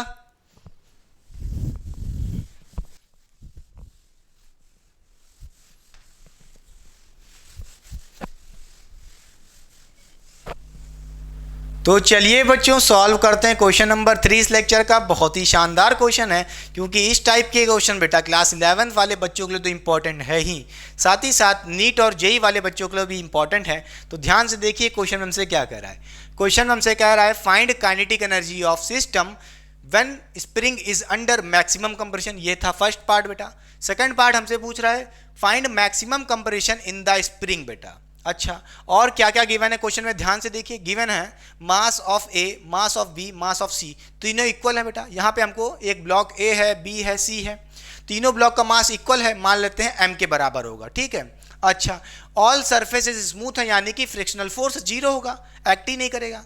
और क्या गिवन है देखिए क्वेश्चन में हमको डायग्राम में, यहाँ पे हमारे पास जो ब्लॉक ए है वो v वेलोसिटी से राइट साइड मूव कर रहा है, और जो हमारा ब्लॉक b और c है भाई वो रेस्ट पे है और एक स्प्रिंग से बंधा हुआ है, और उस स्प्रिंग का कांस्टेंट, स्प्रिंग कांस्टेंट हमारा k है बेटा।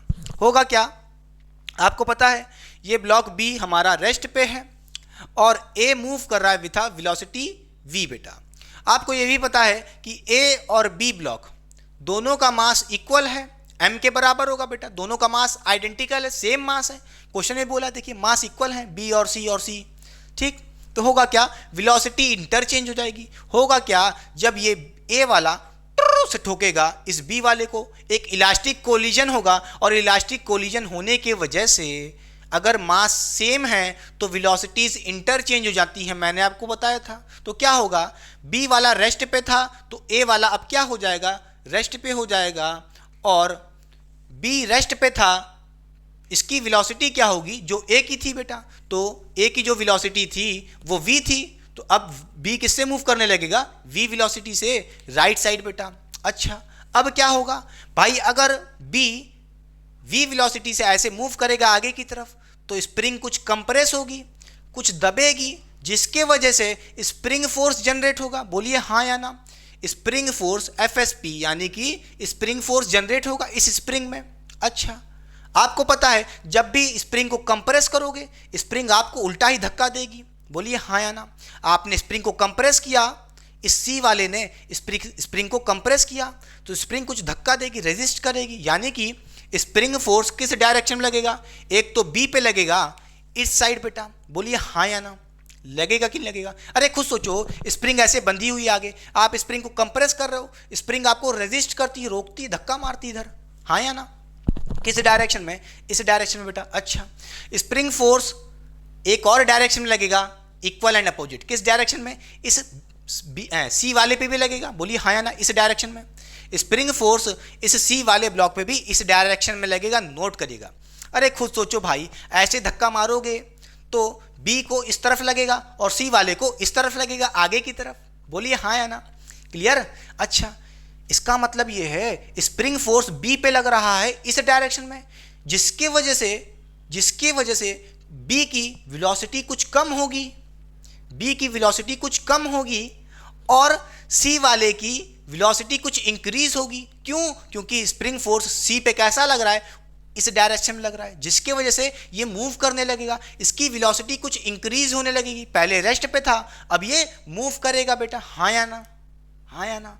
अच्छा ठीक है, समझ गए। हमें क्या निकालना है? Kinetic energy of the system when spring is under maximum compression. आइए बात करते हैं मैक्सिमम कंप्रेशन का मतलब क्या है? देखिए बेटा, अगर आपसे कोई कह रहा है स्प्रिंग मैक्सिमम कंप्रेशन में है, ठीक, और आपको काइनेटिक एनर्जी निकालना है, तो भाई वेलोसिटी चाहिए होंगी बी और सी की बेटा। अच्छा, तो कैसे करेंगे आइए देखते हैं। अगर हमको मैक्सिमम कंप्रेशन गिवन है, इसका मतलब क्या है? स्प्रिंग में मैक्सिमम कंप्रेशन है, इसका मतलब ये है स्प्रिंग मैक्सिमम कब कंप्रेस होगी? मैक्सिमम कब कंप्रेस होगी? जब जब जब बी और सी सेम वेलोसिटी से मूव करेंगे साथ ही साथ। बोलिए हाँ या ना? अभी भी समझाते हैं, सब समझाएंगे। मैक्सिमम कंप्रेशन कब होगा? बोलिए कब होगा? बोथ कब होगा? When both B and C masses, बोलिए, move together, move together with same velocity.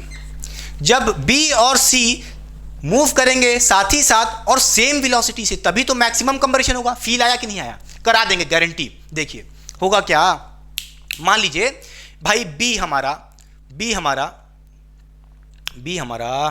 5 metre पर सेकंड से चल रहा था। मान लीजिए बी हमारा 5 मीटर पर सेकंड से चल रहा था, ठीक। इसने ऐसे चला और स्प्रिंग को कुछ कंप्रेस किया, ठीक।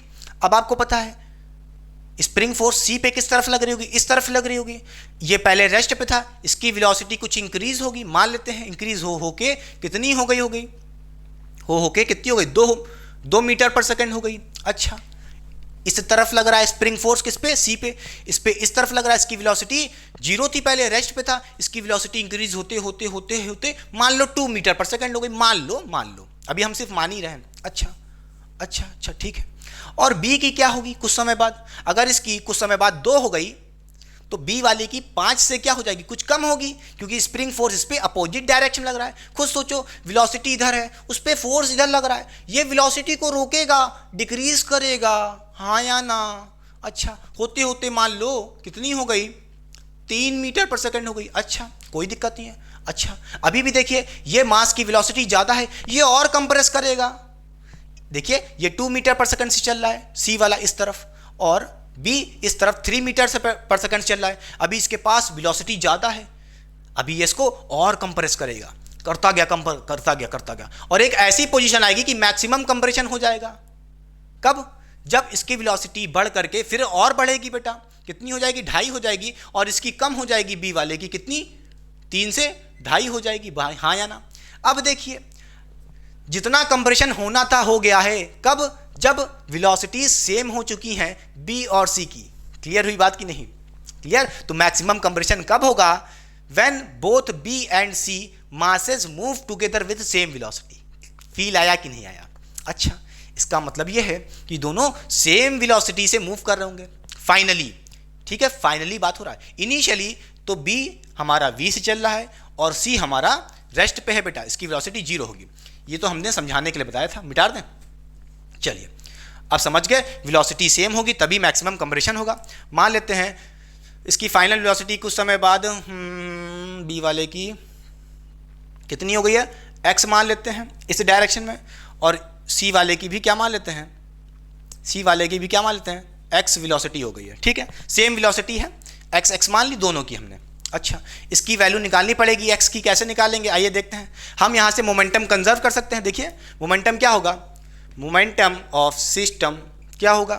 कांस्टेंट होगा, कंजर्व रहेगा बेटा, क्योंकि हमें पता है नेट एक्सटर्नल फोर्स क्या है? 0 है। देखिए कोई भी फोर्स नहीं है, ना फ्रिक्शनल फोर्स है, ना कोई एक्सटर्नल फोर्स लग रही है इस पूरे सिस्टम में बेटा, तो मोमेंटम कंजर्व रहेगा। इसका मतलब ये है इनिशियल मोमेंटम बराबर होगा फाइनल मोमेंटम के, कोई दिक्कत नहीं, पक्का। अच्छा, इनिशियल मोमेंटम क्या होगा? देखिए हम किसको देख रहे हैं? ये हमारा सिस्टम है बी और सी। इनिशियल मोमेंटम देखिए बेटा, इनिशियली बी की वेलोसिटी क्या थी? वी थी बेटा, ठीक है, कोई दिक्कत की बात नहीं है। तो यहाँ से आप कहोगे भाई मोमेंटम कैसे निकालते हैं? मोमेंटम होता है मास इंटू वेलोसिटी। तो बी की इनिशियल मोमेंटम क्या होगा? मास इंटू इसका इनिशियल वेलोसिटी जो वी थी बेटा। तो मास सबका इक्वल होगा, मान लेते हैं एम है बेटा, तो मास इंटू इसकी इनिशियल वेलोसिटी वी थी पहले, तो वी रख दिया, ये हो गया हमारा इनिशियल मोमेंटम। अब कहोगे इसका इनिशियल मोमेंटम सी वाले का 0 होगा, खुद सोचो, रखने की जरूरत ही नहीं है। अरे भाई इनिशियली तो ये जीरो पे होगा ना, इसकी वेलोसिटी क्या होगी, जीरो ही तो होगी। क्लियर? अच्छा रेस्ट पे था पहले, तो इसका इनिशियल मोमेंटम जीरो है बेटा, ठीक है, तो रखने की जरूरत ही नहीं है। क्लियर? या रख लो भैया, इनिशियल मोमेंटम लो जीरो कर दो, खत्म बात, कोई दिक्कत नहीं। फाइनल मोमेंटम क्या होगा? अब फाइनल मोमेंटम देखिए दोनों मूव करने लगे, तो बी वाले का फाइनल मोमेंटम कितना होगा बेटा, जब ये फाइनली एक्स वेलोसिटी से मूव कर रहा होगा, ठीक, इसका मास m होगा और इसकी वेलोसिटी x है फाइनली, तो इसकी वजह से मोमेंटम क्या हो जाएगा, mx हो जाएगा। अच्छा c वाला भी x वेलोसिटी से चल रहा है इस डायरेक्शन में, इसका मोमेंटम भी कितना होगा, बोलिए, प्लस mx होगा। तो फाइनल मोमेंटम हो चुका है b और c का बेटा, खत्म बात। यहां से आप कह सकते हो क्या, mv इक्वल्स टू 2mx बेटा, फिर यहां से कह दोगे क्या, m कैंसिल हो चुका है, यहां से आप कह सकते हो x क्या आ जाएगा, v/2 आ जाएगा। क्लियर होगी कि नहीं बात, बोलिए। तो यहां से आप देख सकते हो इस x की वैल्यू कितनी आई है, v/2 आई है, ये भी किस वेलोसिटी से मूव करेगा, v/2 से, b वाला ब्लॉक v/2 से मूव करेगा, और सेम वेलोसिटी c वाला भी v/2 से मूव करेगा। क्लियर हुई बात कि नहीं? अच्छा कोई दिक्कत की बात नहीं। देखिए बेटा, फिर यहाँ से आप देख सकते हो कि हमारी वेलोसिटीज आ चुकी है, बड़े आराम से काइनेटिक एनर्जी आ सकती है। बोलिए, काइनेटिक एनर्जी सिस्टम की क्या होगी, आइए देखते हैं बेटा। कुछ नहीं, देखिए जल्दी से ध्यान से देखिए, काइनेटिक एनर्जी कैसे निकालेंगे, काइनेटिक एनर्जी ऑफ बी क्या होगी, हाफ mv² फॉर्मूला होता है काइनेटिक एनर्जी का। अरे भाई काइनेटिक एनर्जी क्या होता है, हाफ mv², ठीक। तो यहां से कहोगे काइनेटिक एनर्जी ऑफ बी क्या हो जाएगी, हाफ मास इसका m माना है आपने, ठीक, v² यानी कि इसकी वेलोसिटी कितनी है बेटा, ध्यान से देखिए कितनी है, v/2 है फाइनल वेलोसिटी, ठीक है। अरे भाई हमें काइनेटिक एनर्जी निकालनी है when spring is under compressed, maximum compression, तो मैक्सिमम कंप्रेशन है तब उस समय वेलोसिटी कितनी है, तो वो वेलोसिटी रखनी है, ठीक है। हमें कौन सी वेलोसिटी रखनी है, जब मैक्सिमम कंप्रेशन है। क्लियर? तो यहाँ पे काइनेटिक एनर्जी हाफ mv², तो v क्या रखना पड़ेगा, v/2 रखना पड़ेगा। क्लियर? तो यहाँ पे v/2 का स्क्वायर हो जाएगा। क्लियर हुई बात कि नहीं? फिर प्लस इस वाले का भी देखिए, इसका भी यही रहेगा, इसकी भी वेलोसिटी कितनी है, v/2 है, तो यहाँ से कहोगे हाफ mv/2 का स्क्वायर बेटा। क्लियर हुई बात कि नहीं? अच्छा फिर देखिए इन दोनों को, देखिए ये दोनों सेम चीज़ है बेटा, ऐड कर लो तो 2 आ जाएगा, दोनों को ऐड करोगे तो 2 आ गया, और एक बार लिख दीजिए ऐसे हाफ mv², बोलिए, अपॉन 2 था ब्रैकेट में। क्लियर हुई बात कि नहीं? ये 2 कैंसिल हो जाएगा, फिर यहाँ से आप कह सकते हो kinetic energy of the system कितनी आ जाएगी, बोलिए, mv² कितनी आ जाएगी, mv² अपॉन में 2 है, उसका स्क्वायर करेंगे 4 आ जाएगा, तो अपना आंसर आ चुका है, ठीक है। Kinetic energy of the system under when spring is under maximum compression, तो इतना आएगा। क्लियर हुई बात कि नहीं? पक्का मिटा दें, पक्का पहला पार्ट हो चुका है बेटा। ये कौन सा पहला पार्ट है, इस कॉन्सेप्ट को नोट करिएगा, मैक्सिमम कंप्रेशन कब होगा, पक्का। अब देखते हैं सेकंड पार्ट क्या कह रहा है, find maximum compression in the spring, इसमें कितना कंप्रेशन हुआ होगा, कितना दब चुकी होगी, ये पूछ रहा है। मिटा दें,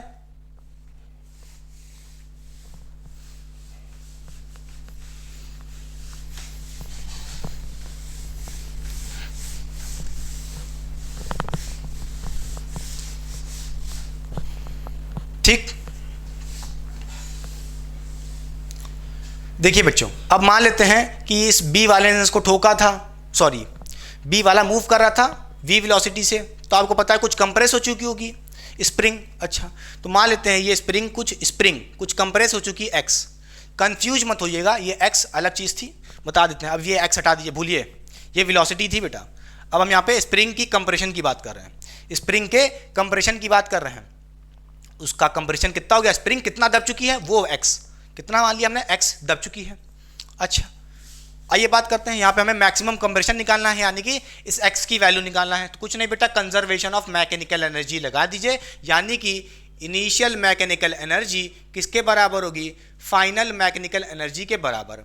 ठीक है भाई, मैकेनिकल एनर्जी क्या होती है, kinetic energy plus potential energy, कोई दिक्कत नहीं है। तो इनिशियल मैकेनिकल एनर्जी क्या होगी, initial kinetic energy plus initial potential energy. देखिए इनिशियल काइनेटिक एनर्जी बी की क्या होगी, इसका वेलोसिटी कितना है, v²/2, नहीं ये तो फाइनल वेलोसिटी है ना, इनिशियल वेलोसिटी कितनी थी v थी, तो इसकी इनिशियल वेलोसिटी v है, तो initial kinetic energy of b क्या हो जाएगा बेटा, हाफ mv²। अच्छा अब b की c वाली की बात करें, c वाली की इनिशियल काइनेटिक एनर्जी कितनी होगी बेटा, खुद सोचिए, इसकी वेलोसिटी 0 थी इनिशियली, रेस्ट पे था, तो इसकी काइनेटिक एनर्जी तो 0 होगी, प्लस 0 लिखने का कोई मतलब नहीं है, ठीक।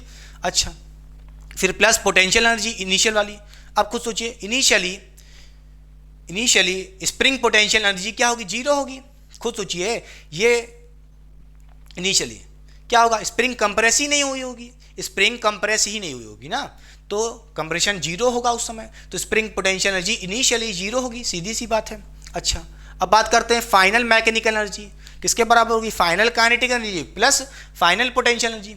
फाइनल काइनेटिक एनर्जी देखिए बेटा, बी की क्या होगी, जिसकी वेलोसिटी हमको v/2 है, फाइनल वेलोसिटी गिवन है, सॉरी निकाला है, ठीक है, तो क्या हो जाएगा यहाँ से, काइनेटिक एनर्जी ऑफ बी क्या हो जाएगी, बोलिए, हाफ mv/2 का स्क्वायर बेटा, फिर प्लस इसी तरह काइनेटिक एनर्जी ऑफ सी बेटा, जिसकी फाइनल वेलोसिटी v/2 है, इसकी भी यही काइनेटिक एनर्जी आएगी क्या, हाफ mv/2 का स्क्वायर बेटा, ठीक। फिर प्लस देखिए बेटा, ये तो हो गई काइनेटिक एनर्जी सिस्टम की, प्लस फाइनल पोटेंशियल एनर्जी। अच्छा पोटेंशियल एनर्जी, कौन सी पोटेंशियल एनर्जी, ग्रेविटेशनल तो है होगी ही नहीं, सब एक ही जगह पे है बेटा। अच्छा तो कौन सी, स्प्रिंग पोटेंशियल एनर्जी, क्योंकि स्प्रिंग भी कंप्रेस हो रही है, स्प्रिंग कंप्रेस हो रही है, स्प्रिंग एक्स कंप्रेस होती है, तो आपने पढ़ा था स्प्रिंग पोटेंशियल एनर्जी यू क्या होती थी, हाफ के एक्स स्क्वायर बेटा, स्प्रिंग पोटेंशियल एनर्जी क्या होती है, हाफ के एक्स स्क्वायर, आपने पढ़ा होगा। अच्छा तो यहाँ पे क्या करो, स्प्रिंग पोटेंशियल एनर्जी भी ऐड करो बेटा, हाफ के एक्स स्क्वायर, फिर यहाँ से x की वैल्यू निकाल सकते हो, काम तमाम हो जाएगा। देखिए m से m पहले तो मर गया बेटा सब्जी का, नहीं सब्जी का, सॉरी नहीं मरेगा, ओहो गलती हो गई, नहीं मरेगा, नहीं कटेगा m, गलती हो गई, ठीक। चलिए सॉल्व करिए, x के लिए निकाल सकते हो बेटा यहाँ पे तो आपसे आराम से। देखिए यहाँ पे कहोगे क्या, mv²/2 ये हो गया, इधर देखिए क्या हो जाएगा, इधर देखिए यहाँ पे इन दोनों को ऐड करो, कितना हो जाएगा बेटा, बोलिए 2/2 mv/4, ये हो जाएगा v²/4, ये हो जाएगा, ये 2 से 2 कैंसिल हो जाएगा, और फिर यहाँ देखिए ये प्लस ये बचा ना, हाफ के एक्स स्क्वायर बेटा, ओहो कितना गड़बड़ हो रहा है, कि एक्स स्क्वायर, हाँ सही है, तो यहाँ से कहोगे हाफ mv²/2 और इधर mv²/4 बेटा, फिर कहोगे plus half k x square बेटा। अब देखिए इसको उधर भेज दो, माइनस कर दो, तो क्या हो जाएगा, mv²/2 minus mv²/4 equals to half k x square, ठीक। इसको सॉल्व करोगे कितना आएगा, एलसीएम लेके, हाँ यहाँ पे कह दोगे कितना देगा, 2 आ जाएगा, तो यहाँ पे कहोगे कितना आएगा, बोलिए कितना आएगा, लगभग ये आएगा हाफ, नहीं ये नहीं आएगा, कितना आएगा एलसीएम, तो यहाँ पे कितना लोगे, एलसीएम यहाँ पे लोगे तो कितना देगा, 4 एलसीएम ले लिए, 2 से डिवाइड किए, 2 ऊपर मल्टीप्लाई किए, 2 mv² माइनस 1 से डिवाइड किए, 1 से मल्टीप्लाई किए, तो इतना हो गया हाफ mv², ठीक है, equals to half k x square बेटा, ठीक। फिर इसको सॉल्व करो, कितना देगा, mv²/4 कितना देगा, mv²/4 इक्वल्स टू, बोलिए half k x square, half k x square बेटा, ठीक। यहाँ पे 4 है, ये 1 आ जाएगा, ये 2 आ जाएगा, फिर क्या कहोगे यहाँ से, mv²/2 इक्वल्स टू के एक्स स्क्वायर बेटा, ठीक। क्लियर हुई बात कि नहीं, इस के को नीचे भेज दो डिवाइड में, तो के नीचे चला गया, ठीक। फिर यहाँ से स्क्वायर हटा दो और इस पर अंडर रूट लगा दो, काम तमाम, कितना आसान आंसर था, पक्का। थोड़ा लेंदी क्वेश्चन हो गया है मगर बहुत ही इंपॉर्टेंट क्वेश्चन था। क्लियर हुई बात कि नहीं, मिटा दें। चलिए बोलिए, कंजर्वेशन ऑफ मैकेनिकल एनर्जी हमने क्यों लगाया है, क्योंकि हमें पता है जितने भी फोर्सेस होंगे वो कैसे हैं, कंजर्वेटिव फोर्स। स्प्रिंग फोर्स कैसी है, कंजर्वेटिव। यहां पे कोई भी नॉन कंजर्वेटिव फोर्स दिख ही नहीं रहा, ठीक है, तो इसलिए हम यहां पे कंजर्वेशन ऑफ मैकेनिकल एनर्जी लगा सकते हैं। क्लियर, मिटा दें पक्का। चलिए,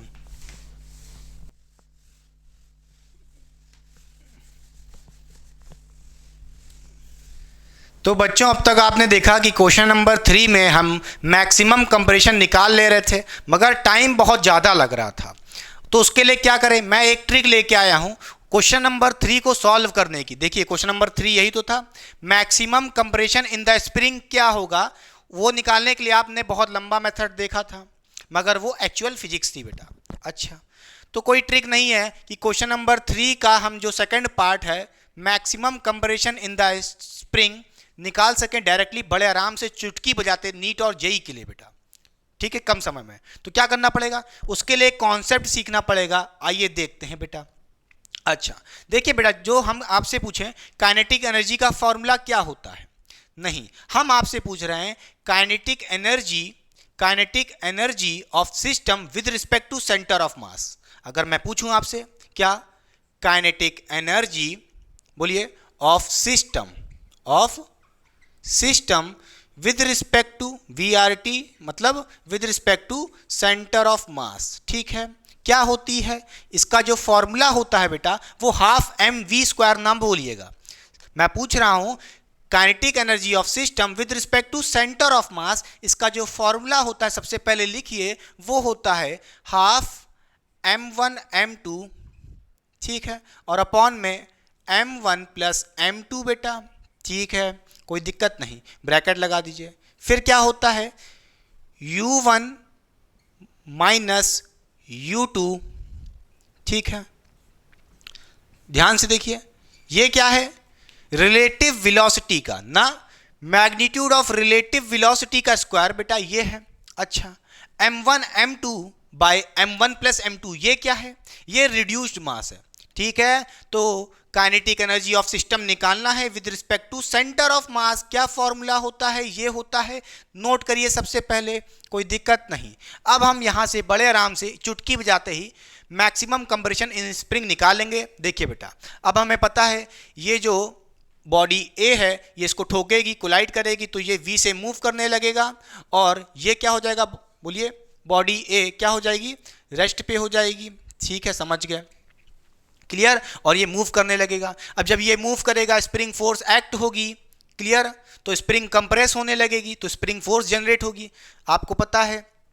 अच्छा, तो स्प्रिंग कंप्रेस होते होते कितना मैक्सिमम कंप्रेस हो गई, यही तो निकालना है। तो देखिए बेटा, क्या ऐसी कंडीशन होगी, ये हमारा बी वाला था बॉल, बोलिए, बॉडी बी थी, स्प्रिंग कंप्रेस हो गई है, ठीक, और ये सी वाली बॉडी थी, मान लेते हैं कुछ एक्स कंप्रेस हो गई है, ठीक है। अच्छा, यही निकालना है एक्स की वैल्यू कि मैक्सिमम कंप्रेशन क्या है। मैंने आपसे कहा था मैक्सिमम कंप्रेशन निकालना है, उस समय हमारी वेलोसिटी क्या होती हैं, सेम हो जाती हैं, क्लियर। अगर आपको मैक्सिमम कंप्रेशन निकालना है, जितना दबना था दब चुकी है स्प्रिंग, उस समय दोनों ब्लॉक की वेलोसिटी सेम रहेंगी, इक्वल रहेंगी। तो मान लेते हैं इसकी v है, इसकी भी v है बेटा, दोनों की सेम वेलोसिटी v है, मूव कर रहे हैं, क्लियर।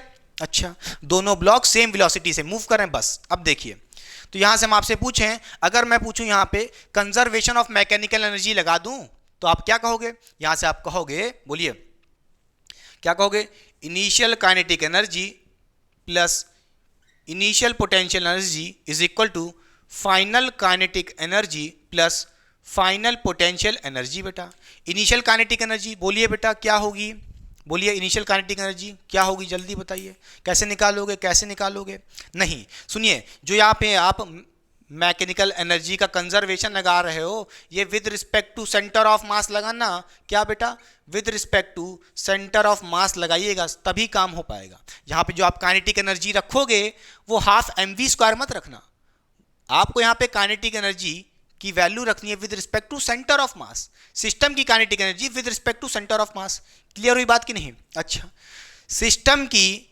इनिशियल काइनेटिक एनर्जी क्या होगी, कैसे निकालेंगे भाई, ये फॉर्मूला है, लगा दो। यहां से आप कहोगे, बोलिए, ½m1m2, भाई आपको पता है इसका मास भी m होगा, सेम मास लिया था मैंने, इसका भी मास mm है, ठीक, तो m1 इंटू m2 यानी कि m1 दो बार मल्टीप्लाई कर दिए।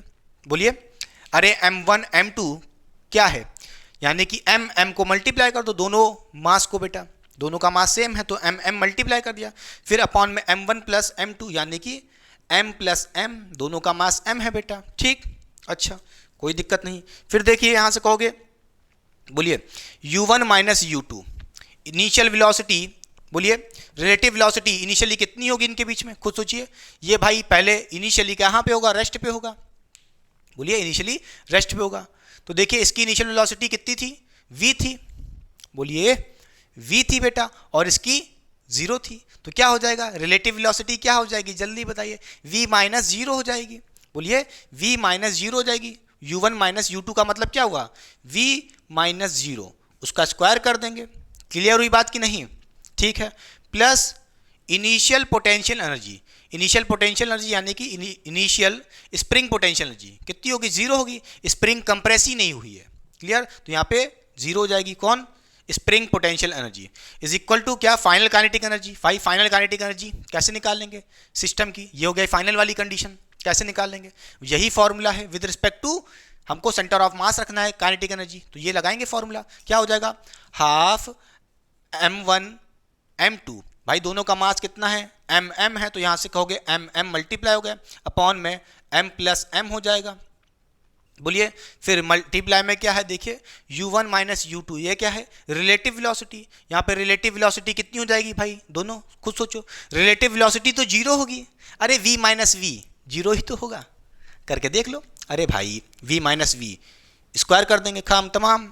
ठीक, फिर प्लस फाइनल पोटेंशियल एनर्जी, भाई स्प्रिंग अब कुछ एक्स कंप्रेस हो गई होगी, तो स्प्रिंग पोटेंशियल एनर्जी क्या होगी, कैसे निकालेंगे, बोलिए हमें पता है, हाफ के एक्स स्क्वायर। भाई फॉर्मूला क्या होता है स्प्रिंग पोटेंशियल एनर्जी का, हाफ के एक्स स्क्वायर। अगर एक्स कंप्रेस हुई है तो half k x square spring potential energy आएगी।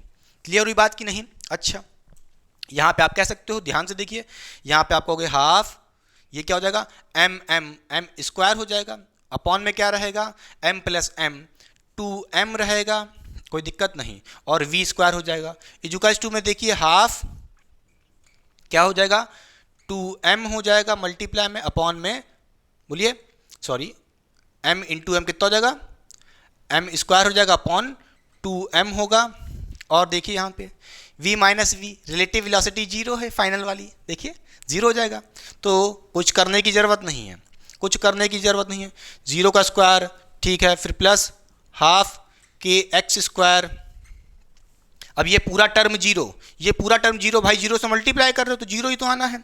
अब यहाँ से क्या कहोगे, क्या कहोगे, क्या कहोगे, क्या कहोगे, यहाँ से आप कहोगे क्या, m स्क्वायर, बोलिए v स्क्वायर अपॉन कितना हो जाएगा, 4m इजुकल्स टू क्या है बेटा, हाफ के एक्स स्क्वायर बेटा।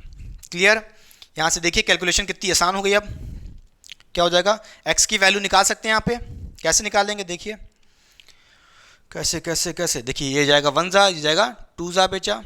ठीक, m से m मर जाएगा, एक m बचेगा ऊपर सिर्फ, तो क्या बचा, m v स्क्वायर, बोलिए m v square by 2, m v square by 2 बचा, बोलिए m v स्क्वायर बाई 2 बचा है, और इक्वल टू में क्या बचा है, k x स्क्वायर, क्या बचा है, k x स्क्वायर बचा है बेटा।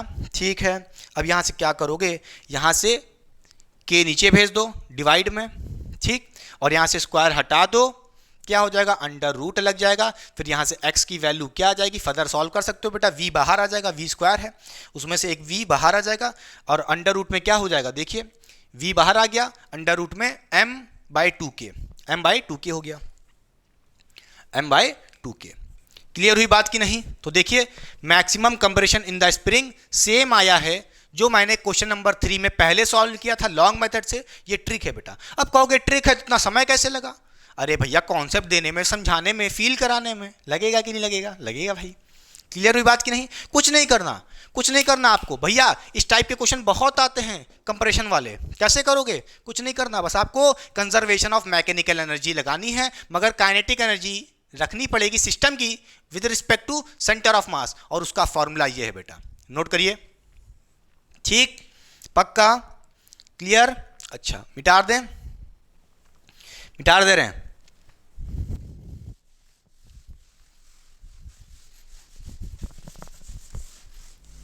तो चलिए बच्चों सॉल्व करते हैं क्वेश्चन नंबर 4 इस लेक्चर का। ये क्वेश्चन भी अच्छा क्वेश्चन है, ध्यान से देखिए, चुटपुटे क्वेश्चन इस तरह के भी आते हैं एग्जाम्स में। क्वेश्चन हमसे कह रहा है find velocity of ball immediately after collision, assume elastic collision. देखिए हमको यहाँ पे फिगर गिवन है बेटा और ऑप्शन भी गिवन है, तो वीडियो को पॉज करके खुद से ट्राई करें अगर क्वेश्चन हो पा रहा है ईमानदारी से। देखिए क्वेश्चन हमसे कह रहा है हमारे पास यहाँ पे एक बॉल है बेटा, वो 2 मीटर पर सेकेंड की वेलोसिटी से राइट साइड मूव कर रही है और यहाँ पे हमको एक वॉल गिवन है। क्या गिवन है? वॉल गिवन है। अच्छा कोई दिक्कत की बात नहीं है, वॉल गिवन है और वो वॉल मूव कर रही है विथ अ वेलोसिटी 1 मीटर पर सेकेंड लेफ्ट साइड बेटा। अच्छा और जब कोलिजन होगा तो क्वेश्चन में पहले से बोल दिया है, अज्यूम कर लो कौन सा कोलिजन हो रहा है, इलास्टिक कोलिजन बेटा। अच्छा कोई दिक्कत की बात नहीं है। हमसे पूछ रहा है कि आफ्टर कोलिजन होगा क्या, ये वॉल और बॉल टकराएंगे ऐसे टुक से, तो जब टकराने के बाद आफ्टर कोलिजन ये बॉल ऐसे आ रही होगी तो किस वेलोसिटी से मूव करेगी, मतलब यानी कि हमें इस बॉल की फाइनल वेलोसिटी निकालनी है। अच्छा देखिए कोफिशिएंट ऑफ रेस्टिट्यूशन हमने क्या पढ़ा था, E इजुकल्स टू, मैंने आपको पहले ही बताया था क्या होता था, बोलिए V2 माइनस V1 होता था अपॉन में U1 माइनस U2 होता था। क्लियर? और इलास्टिक कोलिजन पहले से ही बोल दिया, अज्यूम कर लो, तो कोफिशिएंट ऑफ रेस्टिट्यूशन यानी कि E की वैल्यू 1 होगी बेटा। तो अगर E की वैल्यू 1 होगी तो कुछ नहीं यहाँ से आप एक रिलेशन बना सकते हो जो मैंने पहले ही भी डराइव किया था, U1 माइनस U2, इसको भेज दो 1 से मल्टीप्लाई कर दोगे तो क्या हो जाएगा बेटा, बोलिए यहाँ से आप कह सकते हो U1 minus U2 equals to V2 minus V1 बेटा। अच्छा आइए बात करते हैं वैल्यू की, V1 V2 क्या है और U1 U2 क्या है। मान लेते हैं ये बॉडी हमारी फर्स्ट बॉडी है और ये वॉल हमारी सेकंड बॉडी है। ठीक, देखिए जो फर्स्ट बॉडी है ये इनिशियल वेलोसिटी से मूव कर रही है 2 मीटर पर सेकेंड की वेलोसिटी से, तो यहाँ पे U1 क्या हो जाएगा बेटा, बोलिए 2 मीटर पर सेकेंड। अच्छा किस तरफ है, राइट साइड मूव कर रही है तो पॉजिटिव लिया है मैंने। ठीक, अच्छा बात करें सेकंड बॉडी की इनिशियल वेलोसिटी U2 कितना होगा, तो वो 1 मीटर पर सेकंड है, लेफ्ट साइड बेटा इसलिए नेगेटिव लेना पड़ेगा। तो यहाँ से हम कह सकते हैं initial velocity of second body क्या हो जाएगी, -1 मीटर पर सेकंड, क्योंकि ये वॉल इस तरफ चल रही, लेफ्ट साइड चल रही है 1 मीटर पर सेकंड से, इसलिए नेगेटिव कंसीडर किया है। अच्छा अब आइए बात करते हैं V1 V2 फाइनल वेलोसिटीज की, V1 क्या होगा और V2 क्या होगा। अच्छा बेटा देखिए V1 तो हमें निकालना है, V1 क्या होगा, final velocity of first body, यानी कि बॉल की फाइनल वेलोसिटी निकालनी है आफ्टर कोलिजन। ये इससे टकराएगी, टकराने के बाद जैसे ही ये टकराने के बाद ये बॉल मूव करेगी इस तरफ, यही तो इसका क्या होगा, V1 होगा। बोलिए यही तो हमको निकालना है V1। क्लियर बात, final velocity of ball after collision. अच्छा V2 क्या है, फाइनल वेलोसिटी ऑफ वॉल या कह लो सेकंड बॉडी जो हमारी वॉल है बेटा। खुद सोचिए फाइनल वेलोसिटी इस वॉल की क्या होगी आफ्टर कोलिजन, कितनी होगी, खुद सोचिए बताइए। जो पहले थी वही रहेगी बेटा। खुद सोचो वॉल, इतनी बड़ी सी वॉल, कितना ज़्यादा मास होगा एज कंपेयर टू बॉल बेटा। बॉल के टकराने से इस वॉल को कोई असर होगा, कोई इफेक्ट होगा, नहीं होगा। तो जो इनिशियल वेलोसिटी थी वॉल की पहले वही रहेगी बेटा फाइनली भी। ठीक, अच्छा कितनी होगी, बोलिए वॉल की कितनी थी, 1 थी, तो 1 मीटर पर सेकंड बनी रहेगी। क्लियर कि नहीं क्लियर, बोलिए हाँ या ना, कोई दिक्कत नहीं बेटा। अब बस यहाँ पे साइन कन्वेंशन के साथ वैल्यूज को रखना है इस फॉर्मूले में बेटा, रख दीजिए। तो यहाँ पे U1 कितना है, बोलिए 2 रखना है, फिर माइनस U2 कितना है, -1 है बेटा, फिर इक्वल्स टू V2 कितना है, -1 है, रख दिया, फिर माइनस V1, यही निकालना है हमको V1। यहाँ से आप V1 निकाल सकते हो बेटा, कैसे, देखिए बेटा ये माइनस माइनस प्लस हो जाएगा और कितना हो जाएगा, प्लस होके बोलिए 2 + 1 हो जाएगा इक्वल्स टू -1 माइनस V1। यहाँ से आप देख सकते हो कितना हो जाएगा, 3 हो जाएगा, 3 equals to -1 minus V1। Clear, फिर क्या करोगे, बोलिए बेटा इस V1 को इधर भेज दो, पॉजिटिव हो जाएगा V1। ठीक, -1 और 3 को उधर भेज दोगे तो -3 हो जाएगा। तो यहाँ से कह सकते हो V1 कितना आ जाएगा, बोलिए बेटा -1 माइनस 3 कितना हो जाएगा, -4 हो जाएगा। इसकी वैल्यू आ गई -4 मीटर पर सेकेंड। माइनस क्या बता रहा है कि आफ्टर कोलिजन ये बॉल इस पे टकराएगी फिर वापस इस तरफ आएगी, 4 मीटर पर सेकंड से, माइनस ये बता रहा है, तो इसका मतलब क्या है, कौन सा ऑप्शन होगा, बोलिए बी। आफ्टर कोलिजन इस बॉल की वेलोसिटी क्या होगी, इस बॉल की वेलोसिटी क्या होगी, 4 मीटर पर सेकंड, लेफ्ट साइड, क्योंकि नेगेटिव आ रहा है। क्लियर हो गई बात, मिटा दें, पक्का। चलिए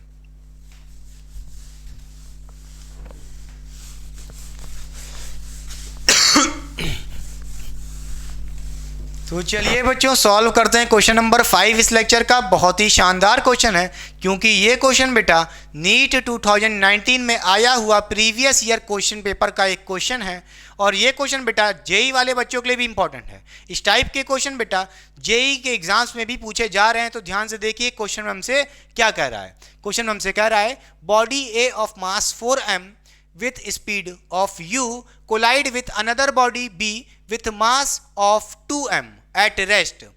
The collision is head-on and elastic in nature. After the collision, the fraction of energy lost by colliding body A बेटा, ठीक है, कौन सी बॉडी, कोलाइडिंग बॉडी A। अच्छा, क्वेश्चन में हमको क्या क्या गिवन है, आइए देख लेते हैं। क्वेश्चन में हमसे कह रहा है कि जो कोलिजन है वो इलास्टिक इन नेचर है और हेड ऑन हेड कोलिजन हो रहा है, यानी कि फेस टू फेस, ऐसे ऐसे। क्लियर।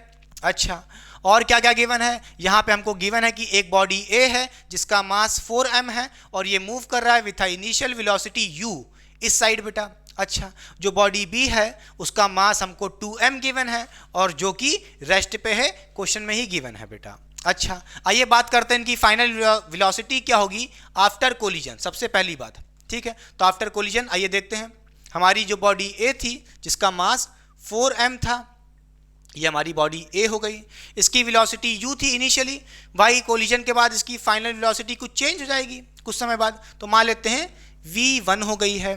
और जो बॉडी हमारी 2m है जिसका मास, बॉडी b, इसकी वेलोसिटी मान लेते हैं आफ्टर कोलिजन कितनी हो गई है, v2 हो गई है, ठीक।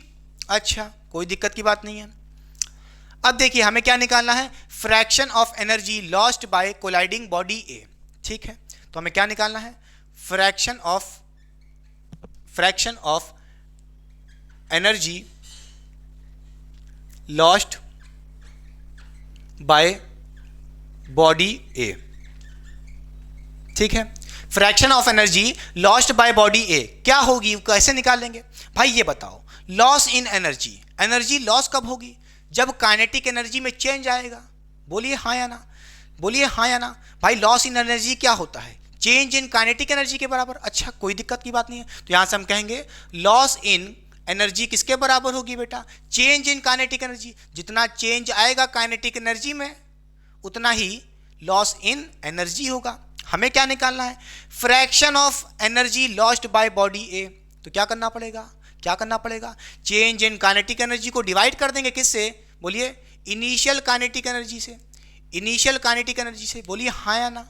तभी तो fraction of kinetic energy, sorry fraction of energy loss आएगा। क्लियर। अच्छा, कोई दिक्कत की बात नहीं है। हमें किसकी फ्रैक्शन ऑफ एनर्जी निकालनी है, लॉस हुई है बॉडी ए की, तो हमें क्या करना पड़ेगा, चेंज इन काइनेटिक एनर्जी किसकी रखनी पड़ेगी, सिर्फ बॉडी ए की।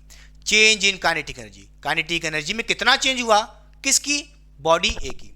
अच्छा, और डिवाइड कर देंगे किससे, इनिशियल काइनेटिक एनर्जी से, किसकी, बॉडी ए की। क्यों, क्योंकि हम fraction of energy lost by body A की निकाल रहे हैं। क्लियर। अच्छा, कोई दिक्कत की बात नहीं है। आइए बात करते हैं इनिशियल काइनेटिक एनर्जी क्या होगी, बॉडी ए की। बॉडी ए ये है जिसका मास 4m है। भाई काइनेटिक एनर्जी क्या होता है, हाफ mv² फॉर्मूला होता है। तो यहाँ से हम कह सकते हैं, बोलिए initial kinetic energy body A की क्या होगी, कैसे निकालेंगे, फॉर्मूला होता है हाफ mv²।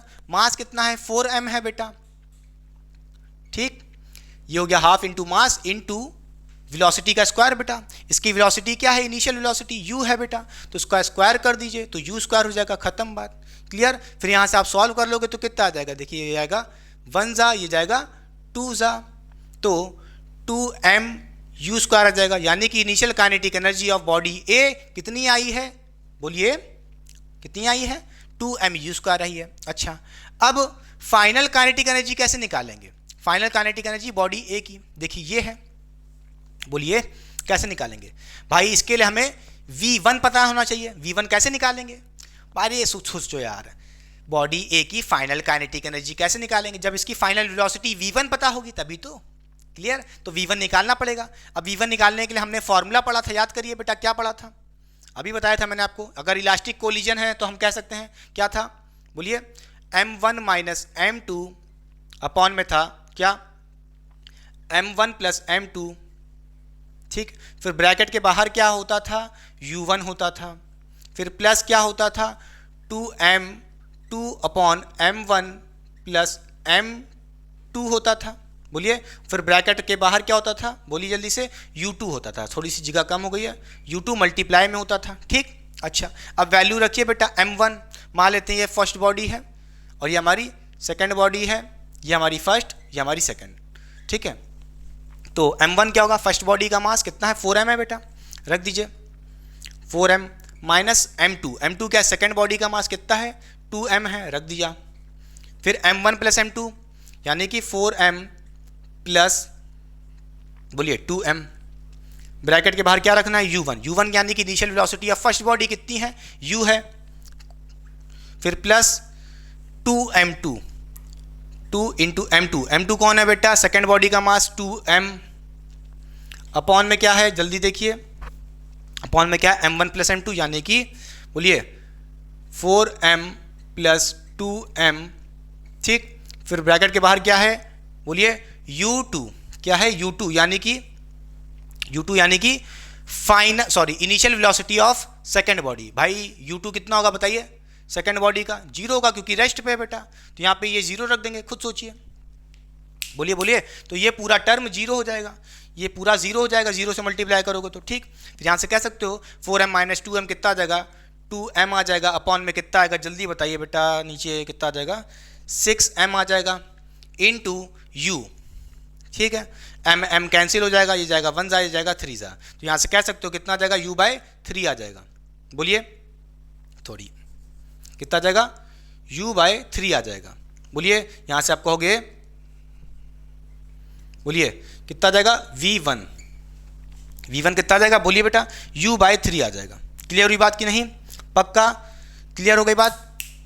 तो यहाँ से हम कह सकते हैं इस v1 की वैल्यू कितनी आ जाएगी, u/3 आ जाएगी।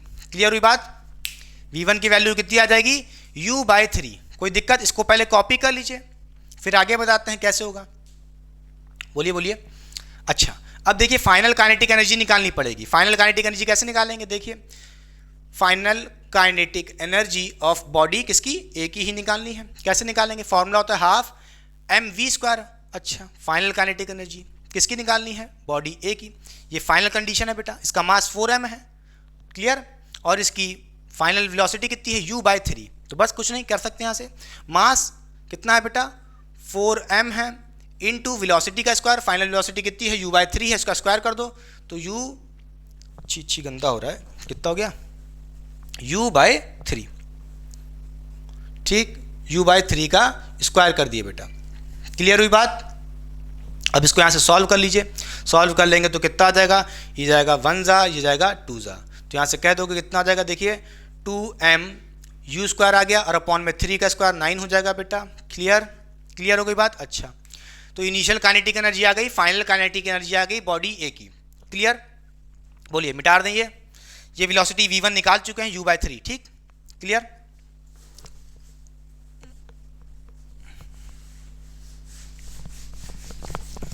अब देखिए हमें क्या निकालना है, fraction of energy lost by body A. कैसे निकालेंगे, change in kinetic energy upon initial kinetic energy. अच्छा, चेंज इन काइनेटिक एनर्जी किसके बराबर होगा, बोलिए, चेंज इन काइनेटिक एनर्जी किसके बराबर होगा, final kinetic energy minus initial kinetic energy upon initial kinetic energy. किसकी, सब बॉडी ए की बात हो रही है, तो सब कुछ ए के लिए है, तो यहाँ से कहेंगे फाइनल काइनेटिक एनर्जी कितनी है, देखिए बॉडी ए की ये है कितनी, 2m u² अपॉन 9, ठीक, minus initial kinetic energy body A की कितनी है, 2m u² अपॉन कितनी है, नहीं अपॉन में कुछ है ही नहीं, ठीक, ये रख दी यहाँ पे इनिशियल काइनेटिक एनर्जी। फिर अपॉन में क्या है, फिर से देखिए इनिशियल काइनेटिक एनर्जी रख दीजिए, कितनी है, ये है 2m u² बेटा। क्लियर, फिर यहाँ से देखिए क्या हो जाएगा, यहाँ से 2m u² कॉमन निकाल लीजिए, 2mu², कॉमन निकाल लीजिए, ब्रैकेट के बाहर क्या बचेगा, बोलिए, ब्रैकेट के अंदर 1/9 बचेगा, बोलिए, माइनस क्या बचेगा, 2mu², कॉमन निकाल चुके, बचा क्या, सिर्फ 1 बचेगा। क्लियर? अच्छा, अपॉन में क्या है, 2mu², बोलिए बच्चों, फिर यहां से 2mu² कैंसिल हो जाएगा, दोनों क्या आ जाएगा, बोलिए, यहां से कहोगे 1/9 माइनस 1, इसकी जो वैल्यू आएगी बेटा वो आ जाएगी माइनस, बोलिए, 8/9। क्लियर? तो fraction loss of energy of body A कितना होगा, 8/9। 8/9 कितना ऑप्शन है, कौन सा ऑप्शन है, सी वाला। ठीक, अच्छा, क्लियर हो गई बात, क्लियर कि नहीं क्लियर? अच्छा, कई बच्चे सोच रहे होंगे क्या काइनेटिक एनर्जी तो कंजर्व्ड रहती है, काइनेटिक एनर्जी तो कंजर्व्ड रहती है। अच्छा, कोई दिक्कत नहीं है। तुम सोच रहे होगे initial kinetic energy is not equal to final kinetic energy. अरे भैया, ये तो इंडिविजुअल बॉडी की बात हो रही है, मैंने सिस्टम की बात की थी। Initial kinetic energy of system is equal to the final kinetic energy of system, system की बात हो रही थी। यहाँ पे तो आपने इंडिविजुअल मासेस की बात की है, सिर्फ बॉडी ए की। मैं सिस्टम की बात करूं, अगर मैं kinetic energy of A plus kinetic energy of body B इसकी बात करूं तो किसके बराबर होगी, final kinetic energy of A plus final kinetic energy of B, system की। हाँ या ना? क्लियर? मगर इंडिविजुअल मासेस की काइनेटिक एनर्जी तो अलग ही अलग होगी। सिस्टम की काइनेटिक एनर्जी इनिशियल वाली बराबर होगी final kinetic energy of system. Clear? बोलिए हाँ या ना, हाँ या ना, मिटा दें, कॉपी हुआ, चलिए पक्का, बहुत अच्छा क्वेश्चन था।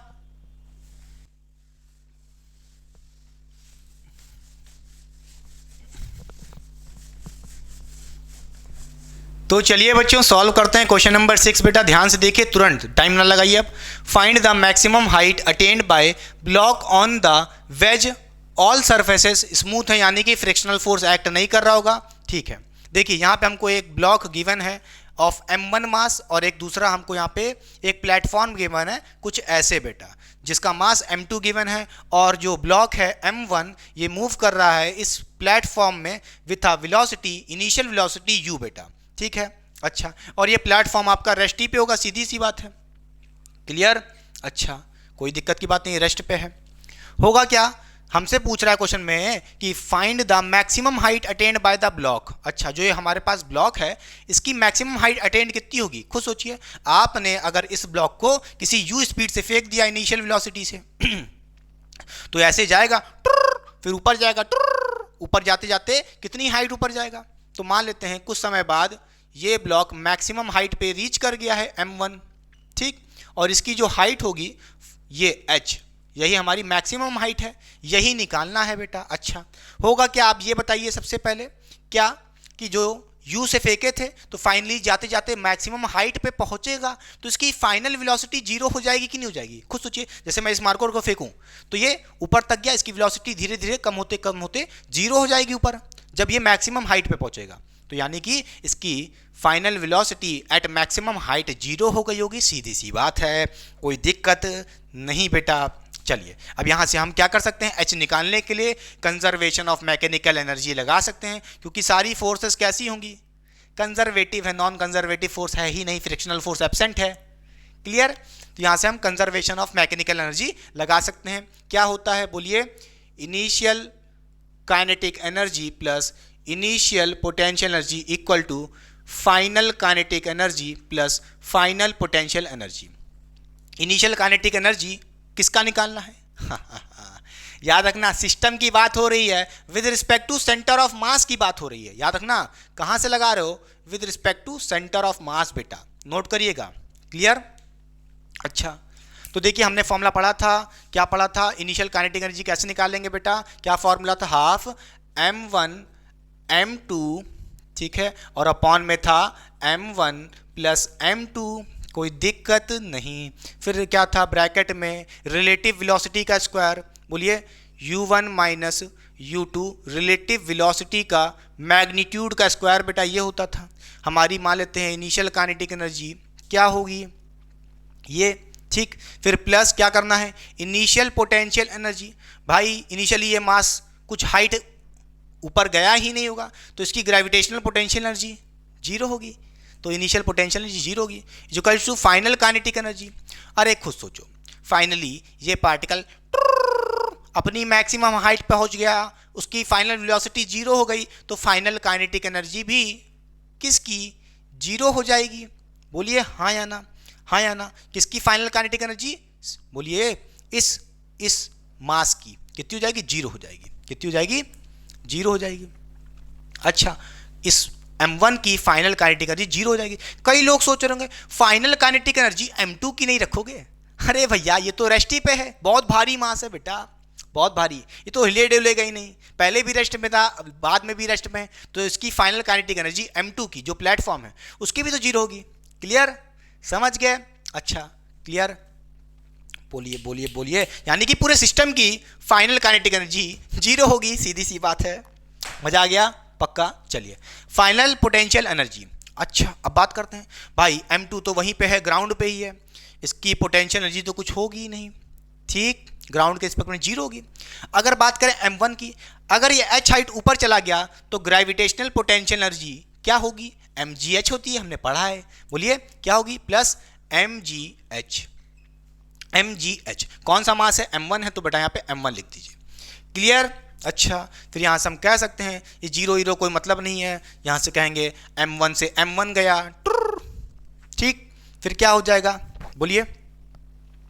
यहाँ से आप h निकाल सकते हो, कैसे बेटा, देखिए यहाँ से आप h निकाल सकते हो कैसे, देखिए हाफ क्या हो जाएगा, m2 upon m1 plus m2, ठीक। फिर मल्टीप्लाई में क्या है, देखिए u1 माइनस u2, बेटा u1 क्या है, initial velocity of first body, जो मास m1 है उसकी इनिशियल वेलोसिटी u थी, ठीक है। यहाँ पे क्या रख दीजिए, क्या रख दीजिए, u रख दीजिए। फिर minus u2 initial velocity of second body जो m2 है उसकी इनिशियल वेलोसिटी भाई क्या होगी, जीरो हुई, क्योंकि रेस्ट पे था पहले से ही। क्लियर बात की नहीं, क्लियर हो गई बात की नहीं। इक्वल टू क्या हो जाएगा, बोलिए, मास कट चुका है बेटा m1, तो यहाँ पे बचेगा gh। क्लियर? और यहाँ पे ब्रैकेट के स्क्वायर भी तो था। अब यहाँ से h निकाल सकते हो कैसे, ध्यान से देखिए, h हो जाएगा हमारा क्या, क्या हो जाएगा, बोलिए m2 upon 2m1 plus m2, ये हो जाएगा ब्रैकेट में, और अपॉन में g भेज दीजिए बेटा, ये आ जाएगा, काम तमाम। बोलिए, ये आ गया हमारा मैक्सिमम हाइट बेटा, और u स्क्वायर भी तो था, देखिए बेटा यहाँ पे u स्क्वायर भी तो होगा, ठीक। क्लियर? अरे भाई m2 u स्क्वायर हो गया ऊपर, ठीक, अपॉन में क्या था 2m1 प्लस m2 दिख रहा है, g नीचे भेज दिया, खत्म। यहाँ से हमारी मैक्सिमम हाइट आ गई है बेटा, ठीक। मिटा दें, पक्का कॉपी हो गया। चलिए देखिए, बहुत अच्छा क्वेश्चन था, क्लियर हो गई। चलिए साइड हो रहा हूँ, कॉपी करिए पहले। बोलिए बच्चों, मिटा दें, पक्का रब कर दें। चलिए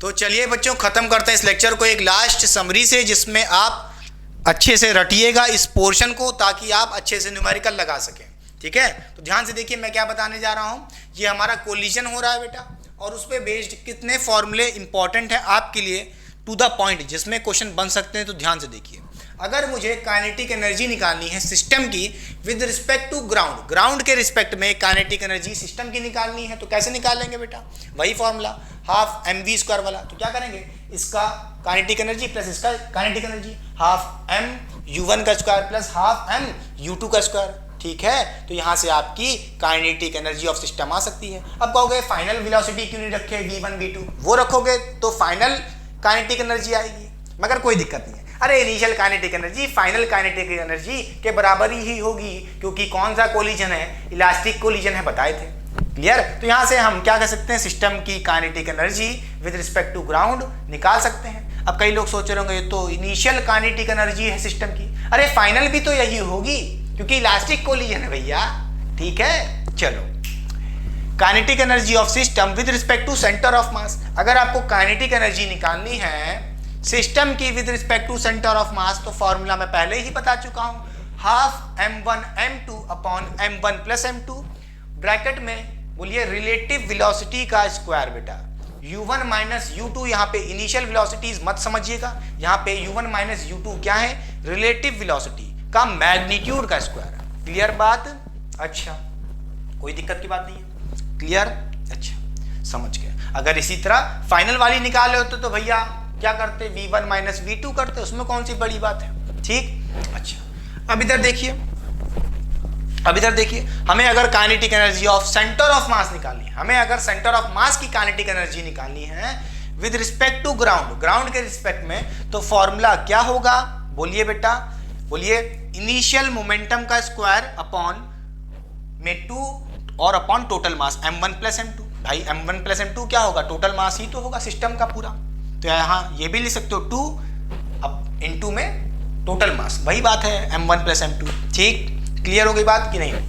अरे बोलिए ये फॉर्मूला कहाँ से आया, ये फॉर्मूले कहाँ से आए भाई, ये तो आ रहा होगा, आ ही रहा होगा, और ये कहाँ से आया, कोई दिक्कत नहीं, आपने पढ़ा था ना फॉर्मूला, कौन सा याद करिए। अरे काइनेटिक एनर्जी क्या होता था, अंडर रूट नहीं क्या होता था, सॉरी आपने पढ़ा था मोमेंटम यानी कि P किसके बराबर होता था, अंडर रूट में 2mke, ये आपने पढ़ा था। यहाँ से आप काइनेटिक एनर्जी निकालोगे तो क्या हो जाएगा, बोलिए इस पे स्क्वायर आ जाएगा, भाई अंडर रूट हटाओगे तो क्या आएगा, बोलिए इस पे स्क्वायर आएगा, फिर 2m को नीचे भेज दोगे, बोलिए 2m, और यहाँ पे m कौन है, टोटल मास है, यानी कि m1 प्लस m2, तो वही तो दिख रहा है, बोलिए मोमेंटम का square upon 2 into total mass m1 plus m2, बात तो वही है, ठीक है, तो यहीं से आया ये। क्लियर हो गई बात, समझ गया? अच्छा अब कई लोग सोच रहे होंगे इनिशियल मोमेंटम का स्क्वायर ही क्यों कर रहे हैं, अरे भाई फाइनल मोमेंटम भी तो बराबर होगा इनिशियल मोमेंटम के बराबर। भाई आप चाहो तो फाइनल मोमेंटम रख देना, क्या करना, m1 v1 मल्टीप्लाई करना प्लस m2 v2, ये हो जाएगा फाइनल मोमेंटम का स्क्वायर, खत्म बात। जो भी फाइनल मोमेंटम आएगा उसका स्क्वायर कर देना इनिशियल मोमेंटम की जगह। क्लियर? जो मन करे मतलब करो, समझ रहे हो कि नहीं समझ रहे हो? इनिशियल मोमेंटम रखना कैसे रखोगे बेटा, m1 u1 फिर प्लस m2 u2, जो आएगा उसका स्क्वायर कर देना, तो ये हो गया इनिशियल मोमेंटम का स्क्वायर। क्लियर हुई बात की नहीं? क्लियर? बोलिए हाँ या ना। ये फॉर्मूले नोट कर लीजिए, खोल छान के पी लीजिए, जिस पे बेस्ड क्वेश्चन आपके लिए पूछे जाएंगे। तो कॉपी हो गया। तो चलिए खत्म करते हैं इस लेक्चर को एक शायरी से, तो ध्यान से सुनिएगा बेटा। कौन सी सुनाए, प्यार वाली? ध्यान से सुनिएगा। कौन सी संभाल लोगे, प्यार वाली? देखिए, बड़ा ही खूबसूरत एक सपना था, बड़ा ही खूबसूरत एक सपना था, मेरा भी कोई अपना था, चाहत सवार थी किसी के अंदर जिंदा रहने की, मगर वो तो सिर्फ एक सपना था। तो चलिए पढ़ाई करते रहें। All the very best, stay focused.